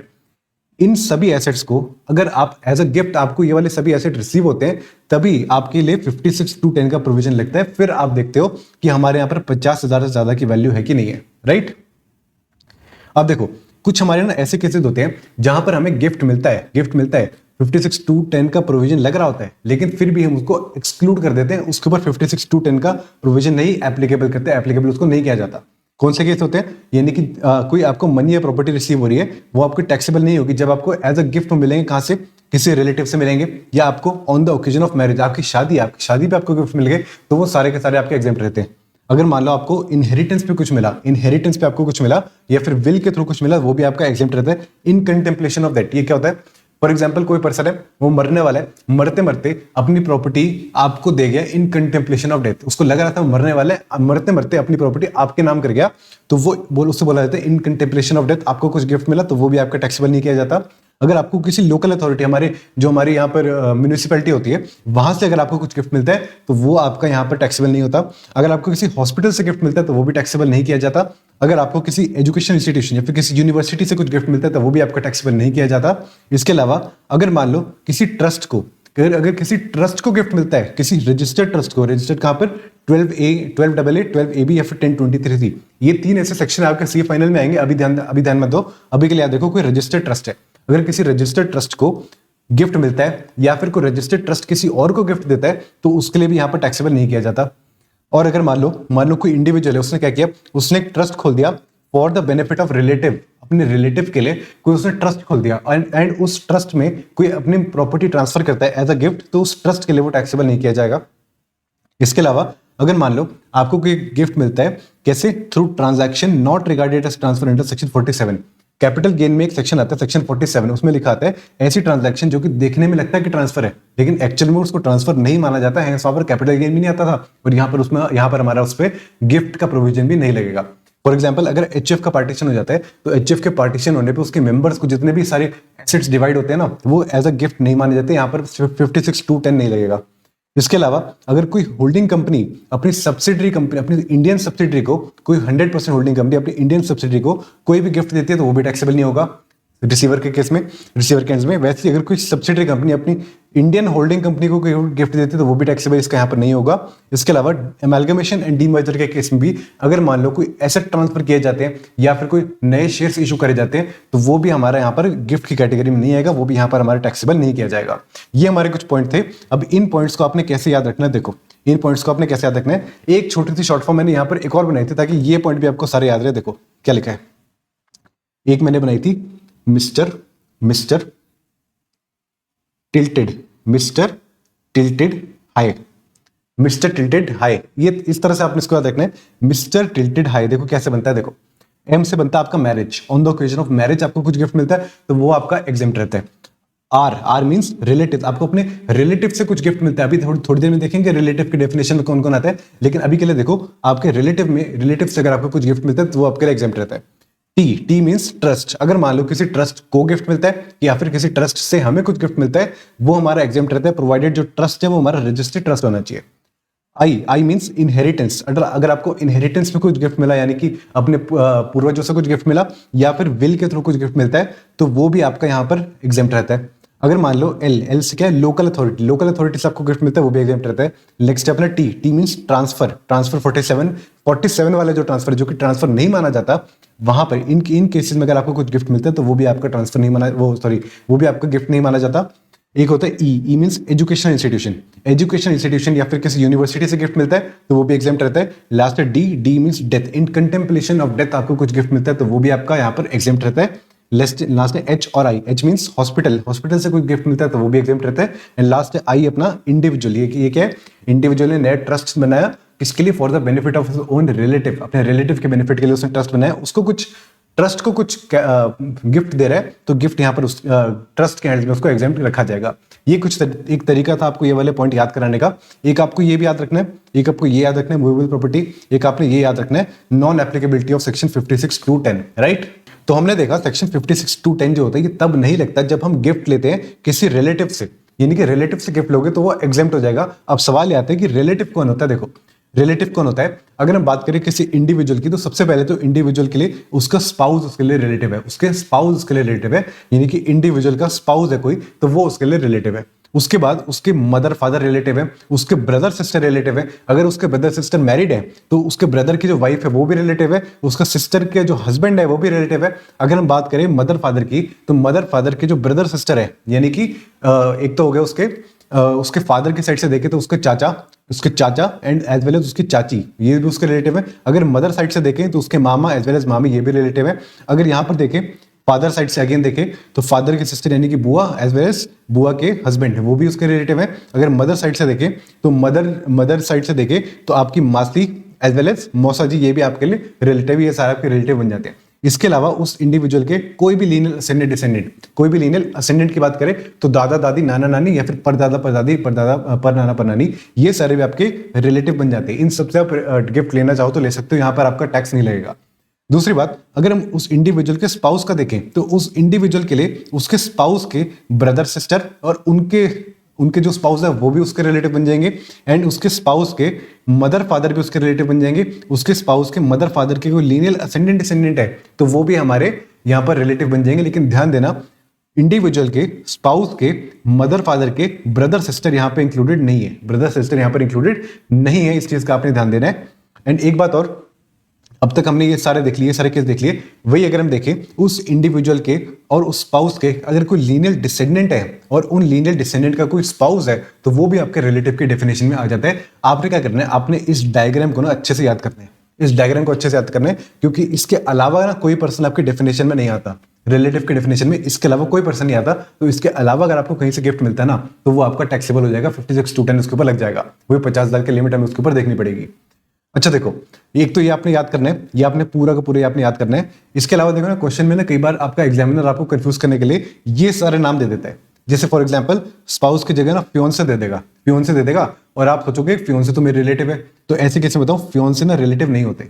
उसके बाद देखो, अगर आपके कजन है तो भाई कजन को भी भूल जाओ, कजन को भी भूल जाओ, यहाँ पर कजन को भी रिलेटिव के डेफिनेशन से बाहर रखा गया है।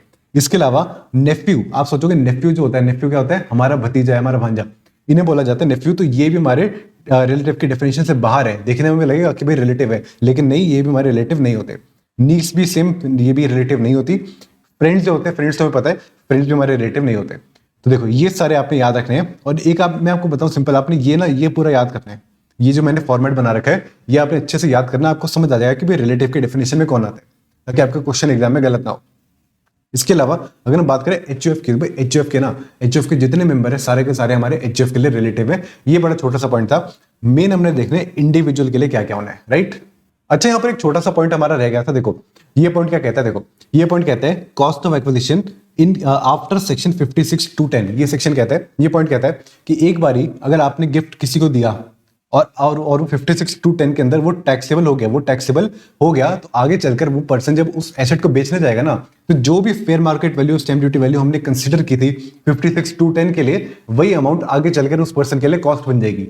फॉर एग्जाम्पल, एक पर्सन था मिस्टर ए, उसने क्या किया, 2013 में 10 लाख रुपए का उसने एक लैंड खरीदा था, 10 लाख रुपए का लैंड खरीदा था। और ये 24-25 प्रीवियस 24-25 में 11 जून को उसने क्या किया, वो लैंड फ्री में दे दिया मिस्टर बी को। और मिस्टर बी को not a relative, mister B ऐसी कोई पर्सन है, कोई दोस्त है, कुछ है, रिलेटिव नहीं है। तो रिलेटिव नहीं है तो एक बात बताओ, क्या यहाँ पर मिस्टर बी के एंड में कुछ टैक्स लगना चाहिए? द आंसर इज यस, लगेगा।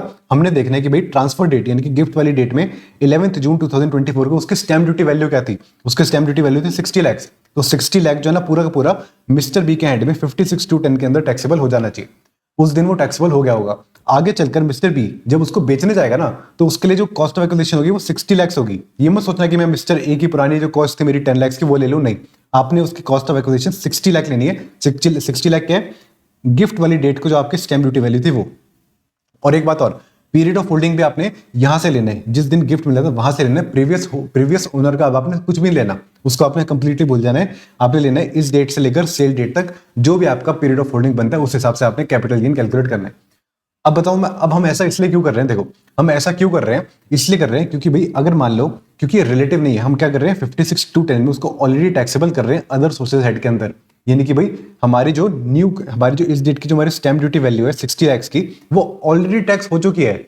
आगे चलकर जब मिस्टर बी उसे बेचने जाएगा ना, तो वो यहां से 10 लाख नहीं लेगा, वो पूरा 60 लाख लेगा, क्योंकि 60 लाख तक का जो बेनिफिट था वो ऑलरेडी उसके ऊपर टैक्स पे कर चुका है, राइट। तो ये हमारा कंसेप्ट था कि भाई 56(2)(10) में एक बार ही अपना गिफ्ट टैक्सेबल हो जाता है, तो उस एसेट को आगे चलकर जब बेचते हैं ना, तो हमारी जो कॉस्ट ऑफ एक्विजिशन होती है वो हमारी फेयर मार्केट वैल्यू और स्टैम्प ड्यूटी वैल्यू जो कि हमने 56(2)(10) में कंसिडर की थी, वही हमारी कॉस्ट ऑफ एक्विजिशन होनी चाहिए। नेक्स्ट हमारा सेक्शन आता है सेक्शन नंबर 115BB। ये सेक्शन क्या कहता है? देखो ये सेक्शन कहते हैं कि आपने क्या किया, आपने कुछ पैसा जीता है, उससे बोला जाता है विनिंग्स। आपकी विनिंग्स हुई कैसे हुई? लॉटरी से, बेटिंग से, गैम्बलिंग से, या फिर क्रॉसवर्ड पजल से, या फिर रेसेस से इंक्लूडिंग हॉर्स रेस, या फिर कार्ड गेम से, या फिर किसी भी तरह की गेम से। उसे बोला जाता है कैजुअल इनकम। क्या बोला जाता है? Casual income. आपको कुछ कैजुअल इनकम हुई, इन शॉर्ट ऐसा बोला जाता है फालतू की इनकम। आपको कुछ फालतू की इनकम हुई, विनिंग्स हुई आपकी, आप कोई गेम वेम खेल के आप जीते, तो वो जो आपकी इनकम होती है ना, उसमें सीधा सीधा आप 30% का टैक्स दो। इनकम टैक्स वाले कहते हैं ये आपकी बेकार की इनकम है, गवर्नमेंट इसको प्रमोट नहीं करना चाहती, तो इस पर आप सीधा 30% का टैक्स दो। एंड एक चीज और, ये आपकी अदर सोर्सेज के अंदर जाएगी। क्योंकि आपके पहले के 4 हेड के अंदर कहीं पर भी फॉल नहीं करती, ना आपकी पीजीबीपी, ना आपका कैपिटल गेन, ना आपका सैलरी, ना आपका हाउस प्रॉपर्टी, कहीं फॉल नहीं करती। ये जाएगी आपकी अदर सोर्सेज के अंदर। एंड एक चीज और, ये जो गेम्स है ना, ये बाकी सारी गेम्स है, ऑफलाइन गेम्स की बात हो रही है यहाँ पे। आपने कि सट्टा लगाया, आपने कुछ बैटिंग वगैरह, कुछ लॉटरी वगैरह किया, उससे आपको जो इनकम है ये ऑफलाइन है। लेकिन वो जो हमारी ऑनलाइन गेम्स होती है ना, जैसे आजकल हमारी ड्रीम 11, माई सर्किल 11, ये सारी फालतू की चीजें आ गई, जो हमारी ऑनलाइन गेम्स होती है ना, उनके लिए अलग सेक्शन है, ये वाला सेक्शन 115 BBJ। आओ इसको डिस्कस करते हैं। देखो सिंपल है, 115 BB की बात करूं तो ये तो अपना सीधा 30% का यहाँ पर टैक्स रेट है, जितनी आपकी टोटल विनिंग्स है ना उसके ऊपर। ध्यान देना, यहाँ पर हमें किसी भी एक्सपेंस का डिडक्शन नहीं मिलता, नो एक्सपेंस, कोई डिडक्शन हमें यहाँ पर नहीं मिलता। इसके बाद देखते हैं सेक्शन 115 BBJ। मैं आपको बताऊं 115 BBJ होता है, ये भी विनिंग्स का होता है, लेकिन ये डील करता है ऑनलाइन गेम से, ओनली फॉर ऑनलाइन गेम, यानी कि ऐसी गेम जो कि इंटरनेट के थ्रू खेली जाती है, जो कि एक्सेसिबल है थ्रू कंप्यूटर रिसोर्स, या तो आप कंप्यूटर पे खेलते हो या फिर आप अपने टेलीकम्युनिकेशन डिवाइस यानी कि अपने मोबाइल फोन पे खेलते हो, जो कि इंटरनेट पे खेली जाती है, उसे बोला जाता है ऑनलाइन गेम। उसके लिए हमें अलग से सेक्शन लाना पड़ा इनको, क्योंकि ये अभी रिसेंटली इंट्रोड्यूस हुई है, ये जो ड्रीम 11 वगैरह ये अभी कुछ साल पहले आई है, इसके लिए इनको अलग से सेक्शन लाना पड़ा। इस सेक्शन में कहते हैं कि जो भी आपकी ऑनलाइन गेम की विनिंग होगी ना, उस पर काम करो, 30% टैक्स दे दो ऑन द नेट विनिंग, यानी कि यहाँ पर आपको थोड़ी सी रहमत दे देगी। यहाँ पे इन्होंने आपको थोड़ी सी रहमत दे दी। ऊपर था कि फुल अमाउंट पे, ये जो आपका टैक्स था ना ऊपर, फुल अमाउंट, यहाँ पे 30% का टैक्स फुल अमाउंट पे था। यहाँ पे क्या है, यहाँ पे आपका 30% का टैक्स नेट अमाउंट पर है। नेट मींस जितनी आपकी इनकम हुई माइनस जितना आपने लॉस हुआ, जो आपकी नेट विनिंग्स है, नेट विनिंग्स, उसके ऊपर आपका 30% का टैक्स लगता है। अब देखो, वैसे तो ये जो मैं आपको पढ़ाने वाला हूँ, ये वाला जो पूरी चीज है, इसका आने के चांस थोड़े कम है, सीएंट लेवल पे इसके आने के चांस कम है, लेकिन फिर भी मैं आपको बताऊंगा how to calculate net winnings. भाई नेट विनिंग्स ऑनलाइन गेम में आखिर कैलकुलेट करी कैसे जाती है? तो देखो इसका एक ना फॉर्मूला है, फॉर्मूला है हमारा a+d minus b+c, a+d minus b+c।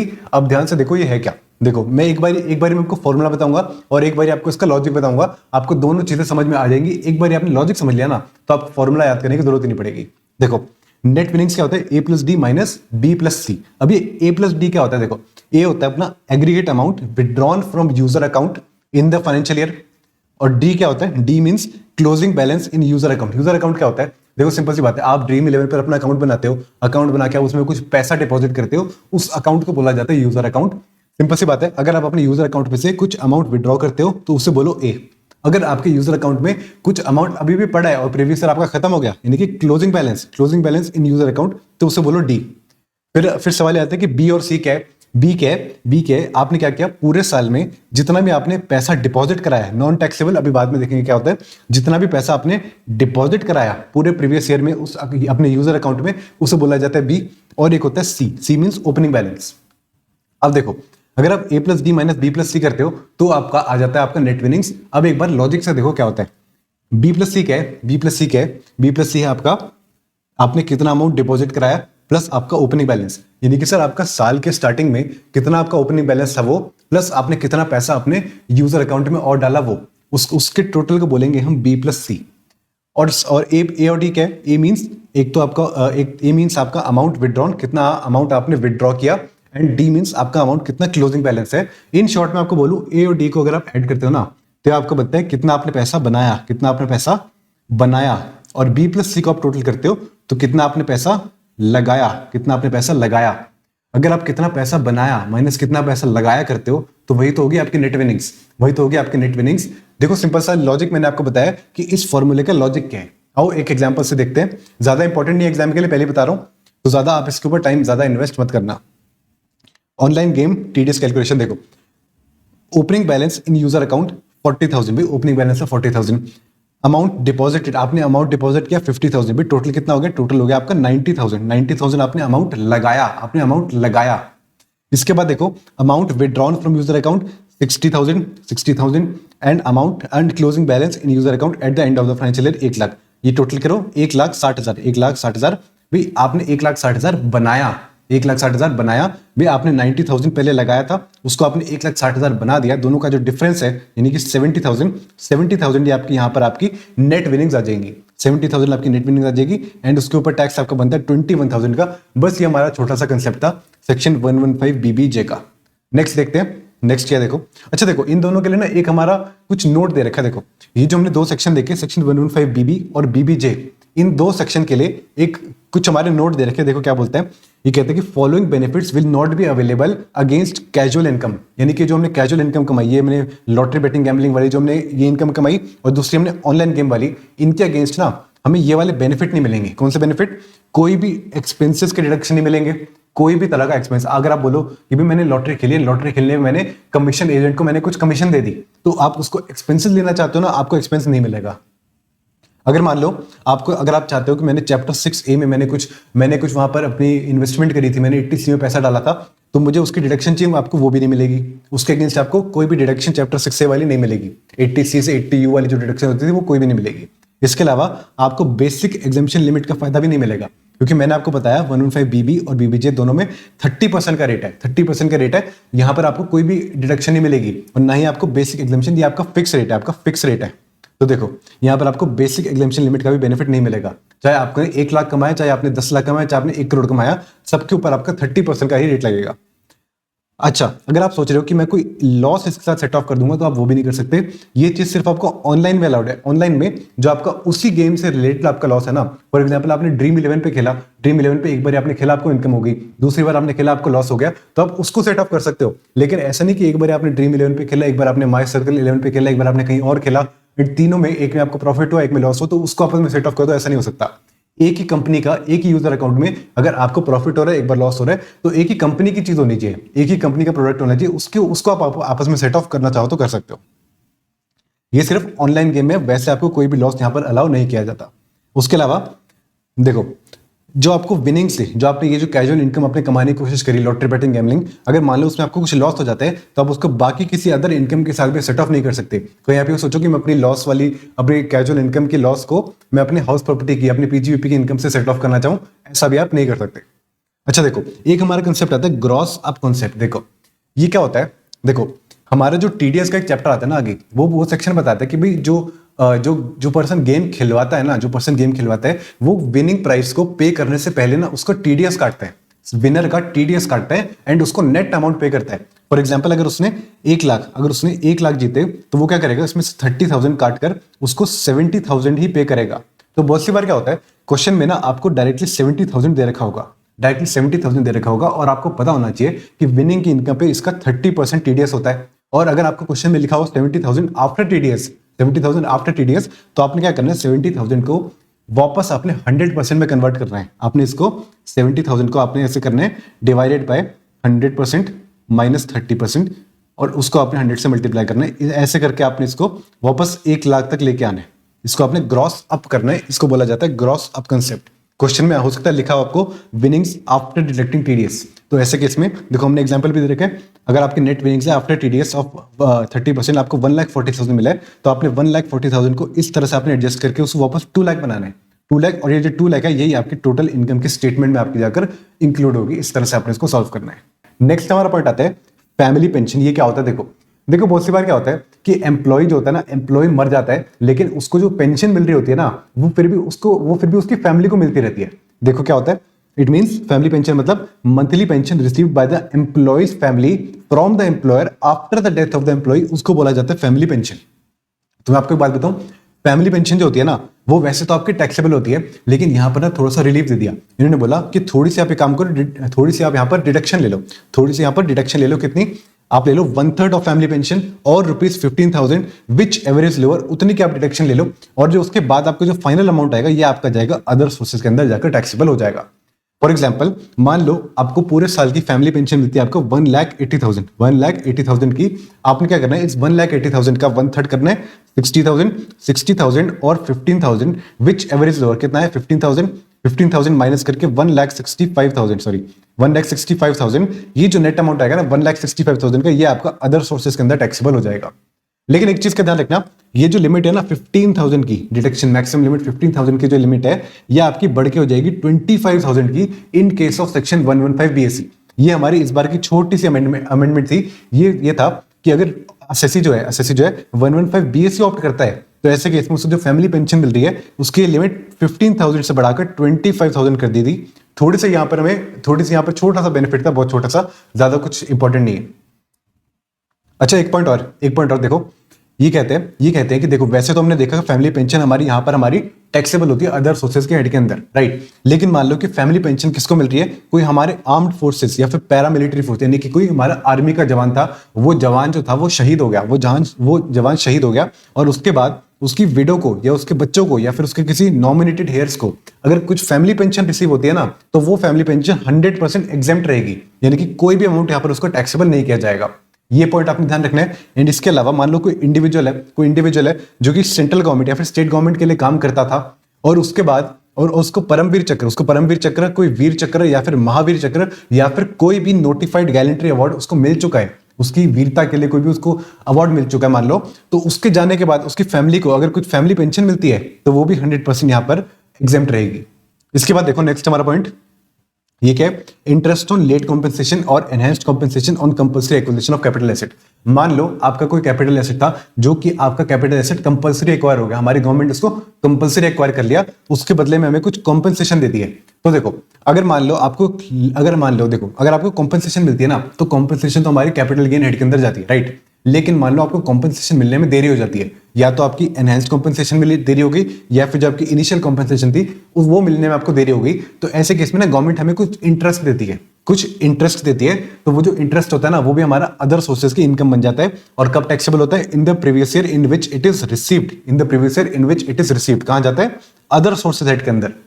लेकिन यहाँ पे देखो हमें इंटरेस्ट कौन दे रहा है, हमें इंटरेस्ट दे रहा है गवर्नमेंट, और गवर्नमेंट की गलती है, गवर्नमेंट ने हमें कॉम्पेंसेशन देने में लेट कर दिया, तो गवर्नमेंट यहाँ पे कहती है काम करो, जितना भी इंटरेस्ट है ना, वैसे तो तुम्हारी इनकम है लेकिन उसमें से 50% की डिडक्शन ले लो, 50% की डिडक्शन ले लो। मान लो अगर आपको यहाँ पर अगर यहाँ पर आपको 1 लाख रुपए का मान लो आपको पूरा इंटरेस्ट मिलता है, तो आपने 50,000 की यहाँ पर आपने उसकी डिडक्शन ले लेनी है, एंड नेट बाकी बचाओ 50,000 यहाँ पर आपका टैक्सेबल किया जाएगा। इस तरह से आपने करना है, टोटल इंटरेस्ट लेना है पहले, उसमें से उसका 50% माइनस करना है, नेट अमाउंट जाएगा, ये आपका अदर सोर्सेज की इनकम बन जाएगा।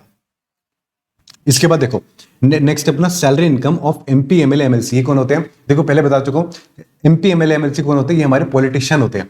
तो ये जो हमारे पॉलिटिशियन होते हैं, इनको अगर कुछ सैलरी मिलती है ना, तो मैं आपको एक बात बताऊं, ये कहने को तो होते हैं पब्लिक सर्वेंट, लेकिन यहां पर कोई भी हमारा मास्टर सर्वेंट रिलेशनशिप नहीं होता, एम्प्लॉयर एम्प्लॉय का रिलेशनशिप नहीं एग्जिस्ट करता। इसलिए जो इनकी सैलरी होती है ना, वो इनकी अदर सोर्सेज के अंदर जाती है, सैलरी हेड के अंदर नहीं जाती।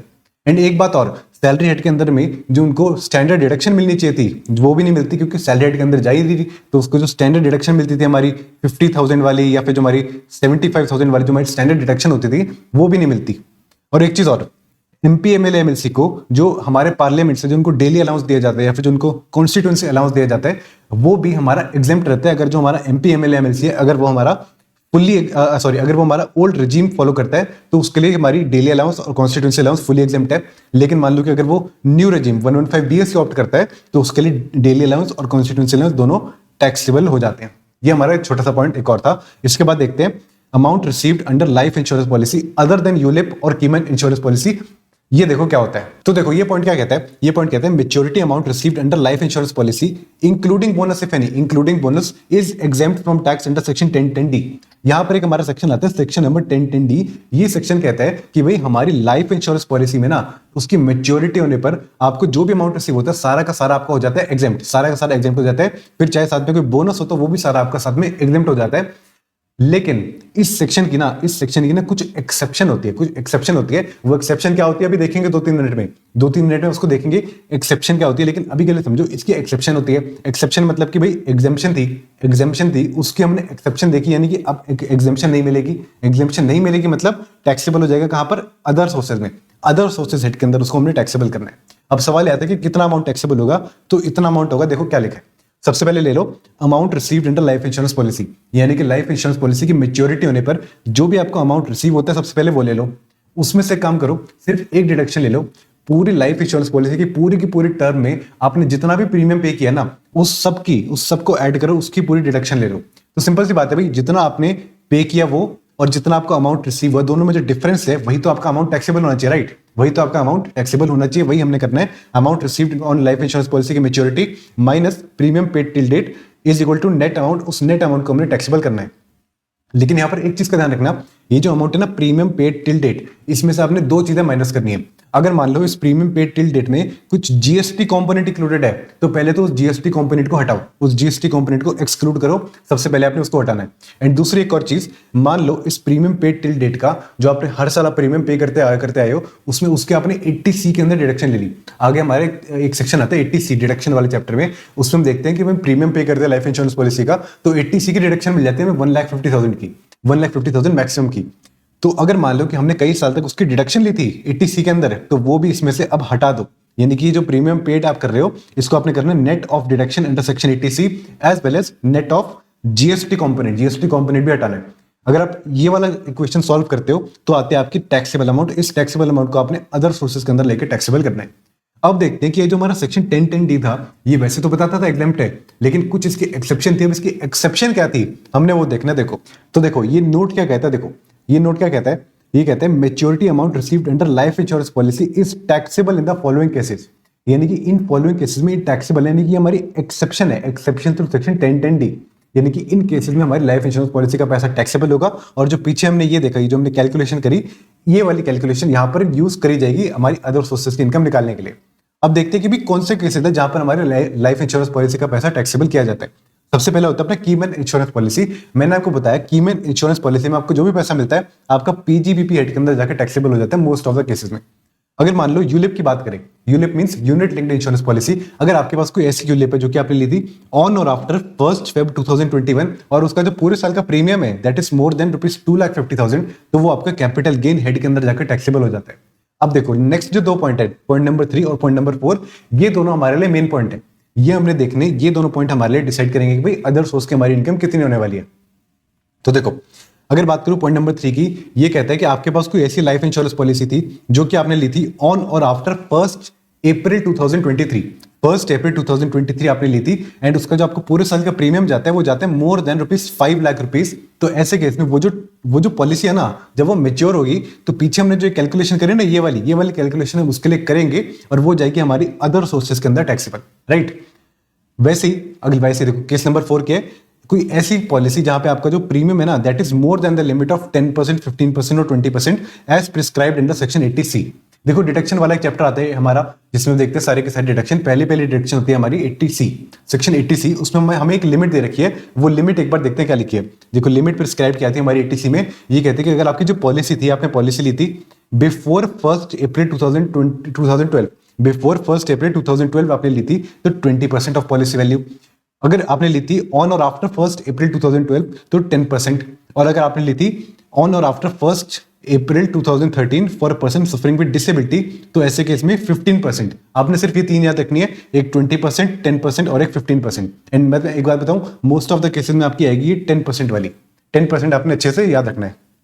अगर आपका प्रीमियम जो है वो इस लिमिट से 20%, 10% या 15% से ज्यादा जा रहा है तो ऐसे केस में उसकी जो मेच्योरिटी की अमाउंट होगी वो हमारी अदर सोर्सेज के अंदर टैक्सेबल हो जाएगी। अदर सोर्सेज के अंदर उसको हमने टैक्सेबल कर देना है। अच्छा एक छोटा सा पॉइंट आता है कि पॉइंट नंबर 2, 3, 4 इन तीन केस में 1010D की एग्जेम्पशन अवेलेबल हो जाएगी अगर जो पर्सन इंश्योर्ड है उसकी डेथ हो जाती है। यानी कि भाई मेच्योरिटी का जो पैसा मिल रहा है ना वो उस इंश्योर्ड पर्सन की डेथ की वजह से मिल रहा है। अगर डेथ की वजह से मिल रहा है तो यहाँ पर 1010D की एग्जेम्पशन मिल जाएगी, कुछ भी अमाउंट टैक्सेबल नहीं होगा। लेकिन मान लो उसकी डेथ की वजह से नहीं मिल रहा है, वैसे हमारा पूरा का पूरा जो हमारा लाइफ इंश्योरेंस पॉलिसी का पीरियड था वो पूरा पीरियड खत्म हो जाता है, तो ऐसे केस में हमारा अदर सोर्सेज की इनकम यहाँ पर टैक्सेबल हो जाएगी जैसे हमने पहले देखा। अब देखो मैं आपको ना कुछ एग्जाम्पल दिखाऊंगा, कुछ आपको यहाँ पर हम एग्जाम्पल दिखाएंगे, उस एग्जाम्पल्स को हम एक बार देख ले, सारे हमने समझ लिया ना तो आपका क्वेश्चन कभी भी गलत नहीं हो पाएगा। देखो सबसे पहले देखो हम देख रहे हैं कुछ इंडिविजुअल सेपरेट केसेस, आओ देखते हैं। तो देखो पहला हमारा केस क्या, देखो हम क्या देख रहे हैं, हम देख रहे हैं इंडिविजुअल सेपरेट केसेस। यानी कि ये जो हमारे केसेस है ना, case number A, B, C, D, E, F, ये सारे हमारे सेपरेट केसेस हैं, इनको आप आपस में रिलेट मत करना, ये अलग अलग केसेस हैं। उसके बाद हम देखेंगे एक कॉम्प्रिहेंसिव केस, यानी कि एक ही एसएससी के पास अगर मल्टीपल लाइफ इंश्योरेंस पॉलिसीज है तो क्या होगा। पहले देखते हैं इंडिविजुअल केस, एक ही लाइफ इंश्योरेंस पॉलिसी, एक ही हम इंडिविजुअल केसेस देखेंगे। सबसे पहले देखते हैं हमारा केस नंबर A। देखो इसमें क्या है, हमारी जो लाइफ इंश्योरेंस पॉलिसी है ना उसकी डेट ऑफ इशू है 1 जुलाई 2023। 1 जुलाई 2023 हमारा एनुअल प्रीमियम है पूरा 1 लाख रुपए का। सम एश्योर्ड कितना है, सम एश्योर्ड मतलब पॉलिसी वैल्यू कितनी है 10 लाख की, और मेच्योरिटी पे अमाउंट कितना मिलेगा, वो मिलेगा हमें 11 लाख का। 10 साल बाद हमारी मेच्योरिटी है, 11 लाख का हमें यहाँ पर अमाउंट मिलेगा। तो एक बात बताओ, इस वाली लाइफ इंश्योरेंस पॉलिसी का अमाउंट हमारा टैक्सेबल होगा या नहीं होगा। द आंसर इज ये वाला नहीं होगा। क्यों? क्योंकि देखो सिंपल सी बात है, ना ही की मैन इंश्योरेंस पॉलिसी है, ना ही हमारी ये यूलिप है, हमारी ये फॉल करती है 3 एंड 4 में। 3 एंड 4 में हमने देखना है कि भाई उसकी डेट ऑफ इशू क्या है। उसकी डेट ऑफ इशू अगर 1 Feb 2025 की बात की है और पूरे साल का प्रीमियम उसका मोर देन 5 लाख है तो अदर सोर्सेज में टैक्सेबल हो जाएगा, या फिर प्रीमियम उसका इस लिमिट से ज्यादा है, इस लिमिट से ज्यादा है तो भी यहाँ पर टैक्सेबल हो जाएगा। अब देखो ये जो इसकी डेट ऑफ इशू है इसकी 1 अप्रैल 2023 के बाद की है, 1 अप्रैल 2023 के बाद की है, तो फिर ये हमारे यहाँ पे फॉल करता है। लेकिन हमारे यहाँ पर जो एनुअल प्रीमियम है वो 5 लाख से कम का है तो वो अप्लाई नहीं करता। एज वेल जो हमारा एनुअल प्रीमियम है वो है up to 10% of policy value, तो भी यहाँ पर हमारा टैक्सेबल नहीं होता। तो इन एनी केस ये वाली जो पॉलिसी है हमारी not taxable, it is not taxable, right. Next देखते हैं हमारा case number B. Case number B देखो, यहाँ पर देखो डेट ऑफ इशू क्या है 1 अप्रैल 2023, राइट। ये भी फॉल करता है। एनुअल प्रीमियम में आपका 35,000, पॉलिसी वैल्यू आपकी 4 लाख। भाई 4 लाख का 10% करो, आपका 40,000 है। 40,000 से कम आपका प्रीमियम है, आपका प्रीमियम उससे कम है, प्लस आपका 5 लाख से भी कम है, प्रीमियम आपका 5 लाख से भी कम है, तो अगेन यहाँ पर टैक्सेबल नहीं होगा। केस नंबर सी देखो, case number C again date of issue 1 April 2023। Annual premium कितना है? एनुअल प्रीमियम आपका 50,000 यानी कि अगेन 5 लाख से कम, तो हमारा केस नंबर 3 तो गया। ये जो हमारा था केस नंबर 3 ये तो गया। इसके अलावा देखो सम एश्योर्ड है हमारा, पॉलिसी वैल्यू 5 लाख, 5 लाख का 10% 50,000 अप टू 10% है, तो अगेन यहाँ पर कुछ भी टैक्सेबल नहीं होगा। इसके बाद देखो नेक्स्ट केस, ये देखो यहाँ पे देखो पॉलिसी का इशू है 1 अप्रैल 2024। 1 अप्रैल 2024 को इशूड है, यानी कि 23 के बाद किया, 23 के बाद किया। एनुअल प्रीमियम आपका 65,000, 5 लाख से कम का है तो कोई दिक्कत नहीं है। लेकिन एनुअल प्रीमियम आपका 10% से ज्यादा है, पॉलिसी वैल्यू का 10% हुआ 60,000, 60,000 से ज्यादा आपका प्रीमियम जा रहा है ना, तो यहाँ पर ये अमाउंट आपकी टैक्सेबल हो जाएगी। टैक्सेबल हो जाएगी मतलब ये जो हमने कैलकुलेशन की थी ये वाली हमारी एप्लीकेबल हो जाएगी। अब हम IFOS की कैलकुलेशन ऐसे करेंगे। इसके बाद देखो केस नंबर डी तो हो गया। केस नंबर ई देखो, अगेन हमारा जो डेट ऑफ इशू है वो हमारा 1 अप्रैल 2023 के बाद का है। हमारा जो पूरे साल का प्रीमियम है ना 5,10,000 है, 5,10,000, और हमारा जो सम एश्योर्ड है वो है हमारा 55,000। तो देखो 55 लाख का आप 10% करते हो तो 5,50,000, 5,50,000 से कम है आपका प्रीमियम तो चलेगा। लेकिन अगेन यहाँ पर देखो आपकी जो पॉलिसी यहाँ केस नंबर 3 में फॉल कर रही है, life insurance policy taken on और आफ्टर 1 अप्रैल 2023 और प्रीमियम आपका मोर देन 5 लाख है, इसलिए यहाँ पर हमारा टैक्सेबल हो जाएगा। इसके बाद देखो केस नंबर एफ पॉलिसी कब इशूड है 1 अप्रैल 2024 को इशूड है, यानी कि 1 अप्रैल 2023 के बाद की इशूड है। एनुअल प्रीमियम है 6 लाख का। भाई 6 लाख का सिंपल सी बात है, 6 लाख का प्रीमियम है, यानी कि 5 लाख से ज्यादा का प्रीमियम है, इसको सीधा आप टैक्सेबल कर दो, राइट। इसके बाद देखो यहां पर हम देखते हैं इन case of multiple life insurance policies of one SSC, यानी कि एक एसएससी ने मल्टीपल लाइफ इंश्योरेंस पॉलिसी ले रखी है, तो कैसे हमने टैक्सेबल करना है देखो अगर हम बात करें लाइफ इंश्योरेंस पॉलिसी 1 की, तो लाइफ इंश्योरेंस पॉलिसी LIP 1 जो है हमारी डेट ऑफ इश्यू हमारी 1 अप्रैल 2020। अब एक बात बताओ, ये जो पीछे हमने देखा था केस नंबर 3 में हमने देखा था कि लाइफ इंश्योरेंस पॉलिसी होनी चाहिए ऑन और आफ्टर 1 अप्रैल 2023 और प्रीमियम पेड होना चाहिए मोर देन 5 लाख। यहाँ पे हमने देखा भाई premium paid more than 5 lakh तो है, लेकिन डेट ऑफ इशू जो है ना 1 अप्रैल 2023 से पहले की है, उससे पहले की है, तो 5 लाख वाली लिमिट एप्लीकेबल ही नहीं है। 5 लाख वाली लिमिट यहाँ पर एप्लीकेबल नहीं है हमारे लिए। फिर हमने देखना है कि भाई सम एश्योर्ड हमारी पॉलिसी वैल्यू के 10% से ज्यादा है कि नहीं है, 10% से ज्यादा है कि नहीं है हमने देखना। देखो 10% से कम है, 10% से कम है, अप टू 10% है, तो इसलिए हेंस हमारी लाइफ इंश्योरेंस पॉलिसी 1 जो है वो हमारी टैक्सेबल नहीं होगी। ये वाली पॉलिसी थी लाइफ इंश्योरेंस पॉलिसी 1। इसके बाद हम देखेंगे इन तीनों को हम अलग देखेंगे एंड इसको हम अलग देखेंगे। इनको हम तीनों को एक साथ क्यों देख रहे हैं? इसलिए देख रहे हैं क्योंकि इनकी हमारी डेट ऑफ इशू सेम है। देखो लाइफ इंश्योरेंस पॉलिसी 2, 3 एंड 4 इनकी हमारी डेट ऑफ इशू सेम है, 1 अप्रैल 23, 1 अप्रैल 23, और एक हमारी लाइफ इंश्योरेंस पॉलिसी 5, इसकी हमारी डेट ऑफ इशू है 1 अप्रैल 24, और मेच्योरिटी है कब? मेच्योरिटी सबकी 10 साल की है, तो इसलिए हमने इसको अलग देखना है, इन तीनों को अलग देखना है, और इन तीनों को, और इस लास्ट लाइफ इंश्योरेंस पॉलिसी 5 को हमने अलग देखना है। हमने 1 देख ली, अब हम देखते हैं लाइफ इंश्योरेंस पॉलिसी 5। तो देखो लाइफ इंश्योरेंस पॉलिसी 5 कौन सी है? इशूड ऑन 1 अप्रैल 2024। ये हमारी टैक्सेबल होगी। क्यों मुझे बताओ? हमारी जो एनुअल प्रीमियम है, एनुअल प्रीमियम कितने? 55 लाख का 10% कितना हुआ? 5,50,000, वहां तक ही है एनुअल प्रीमियम, उसका वहां तक ही 10% है, यानी 10% वाली लिमिट से ऊपर नहीं बढ़ रहा। लेकिन अगेन इसकी डेट ऑफ इशू देखो 1 अप्रैल 23 के बाद की है, हेंस यहाँ पर हमारी 5 लाख वाली लिमिट है, इसलिए यहाँ पर 5 लाख वाली लिमिट अप्लाई करती है, हेंस यहाँ पर हमारा टैक्सेबल हो जाएगा।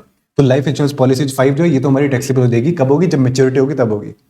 अब देखो नेक्स्ट अपना ये तीन को हम एक साथ देखेंगे क्योंकि इनकी हमारी date of issue exactly same है। अब देखो इन तीनों की अगर हम बात करें तो इनका हमारा इन तीनों में आप देख रहे हो हमारा जो एनुअल प्रीमियम है ना, तीनों में कहीं पर भी 5 लाख से ज्यादा नहीं है, 5 लाख से ज्यादा नहीं है, अप टू 5 लाख है सब में। और दूसरी बात, कहीं पर भी तीनों में कहीं पर भी 10% से ज्यादा भी नहीं है, 10% ऑफ पॉलिसी वैल्यू से ज्यादा भी नहीं है। देखो 12 लाख का 10% 1,20,000 ही होता है, 40 लाख का 4 लाख होता है, उससे कम है, 13 लाख का 1,30,000 होता है, उतना ही है, उससे ज्यादा नहीं, 10% से ज्यादा नहीं है। हेंस यहाँ पर हमारा टैक्सेबल नहीं होना चाहिए। लेकिन मुझे एक बात बताओ, ये तीनों एक साथ है तो क्या हमारी जो 5 लाख की लिमिट है, क्या वो हमने टोटल देखनी है, क्या वो हमने टोटल देखनी है या फिर इंडिविजुअल देखनी है? द आंसर इज हमने उसको टोटल देखना है, हमने उसकी टोटल देखनी है। यानी कि हम क्या करेंगे, इन तीनों में से ना, इन तीनों को ऐड करेंगे, इन तीनों के ऊपर हम अपनी 5 लाख की लिमिट का अपना फायदा उठाएंगे। अब देखो कैसे उठाना है, देखो हम क्या करेंगे, हम कॉम्बिनेशन बनाएंगे, हम कॉम्बिनेशन बनाएंगे क्योंकि कलेक्टिवली ना इनका जो तीनों का प्रीमियम है वो 5 लाख से ज्यादा जा रहे हैं। ये देखो 1,20,000 प्लस 3,70,000 प्लस 1,30,000, ये बन रहा है आपका 6,20,000। 6,20,000 तक हमें अलाउ नहीं है, तो हमने क्या करना है, हमने इन तीनों में से किन्हीं दो का कॉम्बिनेशन बनाना है, उन दोनों को अलाउ कर देंगे एंड बाकी जो एक बच जाएगी ना उसको हम लोग उसको टैक्सेबल कर देंगे, उसको टैक्सेबल कर देंगे। देखो हमारे पास 3 ऑप्शन है, या तो हम एक काम करें लाइफ इंश्योरेंस पॉलिसी 2 और 3 एक साथ ले लें, या फिर हम क्या करें 3 एंड 4 एक साथ ले लें, या फिर हम एक काम करें 2 एंड 4 एक साथ ले लें। आप बताओ मुझे सबसे बेटर ऑप्शन क्या लग रहा है। हमने देखना है कि कौन सी ऐसी लाइफ इंश्योरेंस पॉलिसी का हमारा कॉम्बिनेशन बनता है जहां पर हमारा maximum to maximum maturity amount हमारा एग्जेम्प्ट हो जाता है। सबसे ज्यादा एग्जेम्प्ट कहां हो रहा है, हमने वहां पर उसके कॉम्बिनेशन बनाकर देखना है। अगर आप देखो अगर आप 2 और 3 को मिक्स करने की बात करो तो टोटल हमारा यहाँ पर मैच्योरिटी अमाउंट कितना बन रहा है, मैच्योरिटी अमाउंट बन रहा है हमारे यहाँ पर 59 लाख हमारा बच रहा है, हमारा एग्जेम्प्ट हो रहा है। और हमारे जो एनुअल प्रीमियम की लिमिट थी 5 लाख की, वो भी हमारी 4,90,000, कितनी 4,90,000 तक हमारी एग्जॉस्ट हो रही है। तो ये तो हमारा अच्छा आइडिया, ठीक है। इसके बाद देखते हैं 3 एंड 4 को एक बार मिक्स करके, तो देखो 3,70,000 और इसको ऐड करो, ये आपका टोटल 5 लाख, यानी कि 5 लाख की जो आपकी पूरी लिमिट थी, पूरी की पूरी लिमिट यहाँ पर आपकी एग्जॉस्ट हो रही है, वो ले लो। इन दोनों को आपने कंबाइन कर दिया, इन दोनों को आप कंबाइन करो तो ये बनता है आपका 60 लाख का आप मैच्योरिटी अमाउंट सेव कर रहे हो। ये मुझे पहले वाले ऑप्शन से बेटर लग रहा है, पहले वाले ऑप्शन से बेटर लग रहा है। तीसरा ऑप्शन क्या हो सकता है, 2 एंड 4 को हम कंबाइन करें, 1,20,000 और 1,30,000 टोटली हो गया आपका 2,50,000 का। आपने 5 लाख में से इतनी लिमिट आपने यूज कर ली, राइट। उसके बाद आप देखो मैच्योरिटी अमाउंट आपने बचाई कितनी, 14 लाख प्लस 15 लाख, टोटल आपने 29 लाख। ये तो मुझे सबसे घटिया ऑप्शन लग रहा है, तो मुझे अब तक का सबसे बढ़िया ऑप्शन लगा 3 एंड 4 को एक साथ मिक्स करना। देखो यहाँ क्या लिखा है, ऑप्शन 1 क्या, 2 एंड 3 को मिक्स करो, टोटल हमने इतना प्रीमियम यूज किया आउट ऑफ 5 लाख जो हमें अलाउड है। एग्जेम्प्ट अमाउंट कितना है, 59 लाख। कैसे निकला था ये था हमारा 14 लाख और 45 लाख मिक्स करके। दूसरा हमारा ऑप्शन है 3 एंड 4 का हम एग्जाम्पशन ले ले, 3 एंड 4 के हम एग्जाम्पशन ले ले। देखो कैसे, 3,70,000 प्लस 1,30,000, इन दोनों को ऐड करो 5 लाख हम यहाँ पर उसके एग्जाम्पशन ले ले, 5 लाख तक के बेनिफिट ले ले एंड 60 लाख की हमें यहाँ पर एग्जाम्पशन मिल जाएगी। 45 प्लस 15 ये हमारा 60 लाख यहाँ पर मिल जाएगी। अभी तक तो मुझे ये ऑप्शन सबसे बढ़िया लग रहा है। ऑप्शन नंबर 3, 2 एंड 4 को हम कंबाइन करें, 2 एंड 4 को अगर हम कंबाइन करते हैं तो यहाँ पर हम 2,50,000 तक एग्जॉस्ट कर लेते हैं एंड यहाँ पर टोटल हम 29 लाख बचाते हैं। तो 29 लाख बचा के क्या करना है, जब हम 60 लाख बचा सकते हैं तो ऑप्शन नंबर 2 ये लाइफ इंश्योरेंस पॉलिसी 3 एंड 4 इन दोनों को मिलाकर, 3 एंड 4 इन दोनों को मिलाकर अगर हम इन दोनों के एग्जाम्पशन लें और इसको हम टैक्सेबल कर दें तो ये हमारा सबसे बढ़िया ऑप्शन रहेगा। इस तरह से हमने क्वेश्चन को सॉल्व करना है। तो देखो इसके बाद हमारे कुछ छोटे मोटे पॉइंट रह गए, उसके बाद हमारा वाला चैप्टर खत्म हो जाएगा। आओ देखते हैं। देखो पहला पॉइंट है हमारा इंटरेस्ट का। देखो इंटरेस्ट की इनकम कहाँ जाती है, सिंपल सी बात है, इंटरेस्ट की जो आपकी इनकम होती है वो आपकी अदर सोर्सेज हेड के अंदर जाती है, क्योंकि वो पहले के किसी 4 हेड के अंदर नहीं जाती, इसलिए वो अदर सोर्सेज हेड के अंदर जाती है। अब देखो कौन कौन से इंटरेस्ट यहाँ पे कवर होता है। देखो अगर आपने कोई सिक्योरिटीज ले ली, जैसे आपने कोई डिबेंचर ले लिया, आपने कोई बॉन्ड्स ले लिए, उस पर आपको कुछ इंटरेस्ट मिलता है तो वो यहाँ आता है, या फिर आपने किसी को लोन दिया था उस पर आपको कुछ इंटरेस्ट मिलता है तो वो भी यहाँ पे कवर हो जाते हैं। कहाँ पर, अंडर द अदर सोर्सेज। लेकिन मान लो अगर आपका यही काम है, आपका सिक्योरिटीज का लोन देने का आपका काम है, यानी कि आपका मेन बिजनेस ये वही है, तो वो पीजीबी हेड में जाता है। अगर आपका बिजनेस ये नहीं है तो फिर आपका अदर सोर्सेज हेड के अंदर जाता है। और एक चीज और, इस वाले इंटरेस्ट को कमाने के लिए अगर आपके कोई एक्सपेंसेस इनकर हो जाते हैं, फॉर एग्जांपल आपने ब्रोकरेज पे कर दिया, इंटरेस्ट पे किया, तो उसके आपको डिडक्शन मिल जाएगी, बिल्कुल वैसे जैसे पीजीबीपी में मिलती है ना, बिल्कुल वैसे आपको यहाँ पर उसकी डिडक्शन मिल जाएगी। इसके अलावा आपका इंटरेस्ट हो सकता है interest on deposit with bank. आपने किसी बैंक के साथ कोई एफडी करा दी, कोई फिक्स डिपॉजिट करा दिया, या फिर आपने सेविंग बैंक अकाउंट खुलवा दिया उसके साथ, तो ऐसे केस में जो आपको इंटरेस्ट मिलता है वो आपका अदर सोर्सेज के अंदर जाएगा। सिंपल सी बात है, अदर सोर्सेज के अंदर जाएगा। इसके बाद अगर आपको इनकम टैक्स का रिफंड आता है एंड रिफंड के साथ आपको कुछ इंटरेस्ट भी मिलता है, तो वो जो इंटरेस्ट है ना वो आपके लिए इनकम है, वो इंटरेस्ट आपके लिए इनकम है। शुरू में मैंने आपको समझाया था कि आपने क्या किया, पूरे प्रीवियस ईयर में ज्यादा आपने एडवांस टैक्स पे कर दिया या फिर आपका ज्यादा टीडीएस कट गया, आपके प्रीपेड टैक्स से ज्यादा हो गए। तो उसके बाद जब आपने फाइनल टैक्स कैलकुलेट किया तो आपका रिफंड बनता था, एंड रिफंड आपको वापस करने में गवर्नमेंट ने कुछ टाइम लगा दिया, तो वो आपने इंटरेस्ट देगी, इंटरेस्ट जो देगी वो आपका अलग से इनकम है। एंड जिस साल में आपको रिसीव होगा, जिस साल में रिसीव होगा उस साल में आपका अदर सोर्सेज के अंदर जाकर वो टैक्सेबल हो जाएगा। उसके बाद देखो कुछ हमारे ऐसे इनकम, ऐसे इंटरेस्ट होते हैं जो कि हमारे एग्जेम्प्ट होते हैं, यानी कि वो टैक्सेबल नहीं होते। देखो सबसे पहले आता है interest on post office savings account. अगर आपने किसी पोस्ट ऑफिस के अंदर जाके अपना सेविंग अकाउंट खुलवाया तो उसमें क्या होगा, वैसे तो वो आपके लिए टैक्सेबल है, लेकिन उसमें से आपको, अगर आपने इंडिविजुअल अकाउंट खुलवाया ना, तो आपको 3500 पर एनम इतनी की आपको यहाँ पर एग्जम्पशन मिल जाएगी।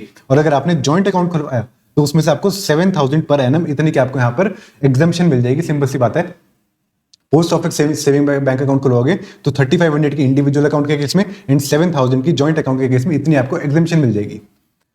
अच्छा एक चीज और, इंटरेस्ट ऑन पीपीएफ। अगर आपको पीपीएफ के ऊपर कुछ इंटरेस्ट मिलता है, पीपीएफ क्या होता है, पब्लिक प्रोविडेंट फंड, आपने उसमें पैसे डाला, आपको उसके ऊपर इंटरेस्ट मिलता है, तो वो भी आपका यहाँ पर एग्जेम्प्ट रहता है। इसके अलावा एक चीज और, interest on gold deposit bonds and certificates, इसके ऊपर भी आपने कुछ इनमें पैसा डाला, उस पर आपको कुछ इंटरेस्ट मिलता है, तो वो भी आपका एग्जेम्प्ट रहता है। ये थे हमारी कुछ इंटरेस्ट की इनकम। इंटरेस्ट की इनकम हमारी जाती है हमारी अदर सोर्सेज के अंदर, राइट। इसके बाद देखो rent from letting out of plant and machinery furniture. ये क्या होता है, ये सेक्शन कहता है, देखो ये पॉइंट कहता है कि अगर आपने प्लांट एंड मशीनरी या फर्नीचर को रेंट पे दिया एंड वो आपका मेन बिजनेस नहीं है, वो आपका मेन बिजनेस नहीं है, आपने उसको वैसे रेंट पे दे दिया, तो ऐसे केस में जो आपको इनकम होगी ना, जो आपको रेंट रिसीव होगा, वो आपका अदर सोर्सेज के अंदर जाएगा। सिंपल सी बात है, हाउस प्रॉपर्टी का रेंट होता है तो हाउस प्रॉपर्टी के अंदर जाता है, लेकिन ये वाली जो चीजें, इनका अगर आपको रेंट मिल रहा है तो पहले के किसी 4 हेड के अंदर नहीं जाता, इसलिए वो हमारा अदर सोर्सेज के अंदर जाता है। और अगर आपका बिजनेस यही है तो फिर आपका पीजीबीपी हेड के अंदर जाता। तो देखो आपकी टैक्सेबल अमाउंट कितनी होगी, सबसे पहले देखो आपको कितना रेंट रिसीव है, वो सबसे पहले वो ले लो जितना आपको रेंट रिसीव है वो। उसके बाद इस रेंट को कमाने के लिए आपने कोई भी एक्सपेंस इनकर करे थे ना, तो उसके डिडक्शन ले लो। कौन से, एक आपने रिपेयर करवाया होगा, एक आपने इंश्योरेंस कराई होगी इस प्लांट एंड मशीनरी की, फर्नीचर की आपने इंश्योरेंस कराई होगी, या फिर आपने डेप्रिसिएशन क्लेम करी होगी, वो ले लो, कोई अदर एक्सपेंसेस थे वो ले लो। ये सारे एक्सपेंसेस बिल्कुल वैसे जैसे हम पीजीबीपी में करते हैं ना, बिल्कुल वैसे आपने इस इनकम से माइनस कर देना सारे उसके रिलेटेड एक्सपेंसेस को। वो जो आपकी नेट फिगर आएगी ये आपकी अदर सोर्सेज के अंदर टैक्सेबल हो जाएगी। इसके बाद देखो एक पॉइंट आता है, ये क्या कहते हैं कि any other expenditure except capital expenditure. ये पॉइंट क्या कहता है, देखो ये पॉइंट कहता है अगर आपने अदर सोर्सेज की कोई इनकम कमाने के लिए कोई एक्सपेंडिचर इनकर किया था ना, any other expenditure allowed it is that was incurred wholly and exclusively for the purpose of earning such income, तो उस एक्सपेंडिचर की आपको डिडक्शन मिल जाएगी।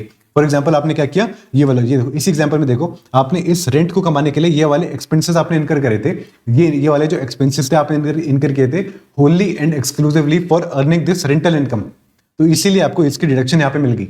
लेकिन ध्यान देना यहाँ पर आपको किसी भी कैपिटल एक्सपेंडिचर की डिडक्शन नहीं मिलेगी।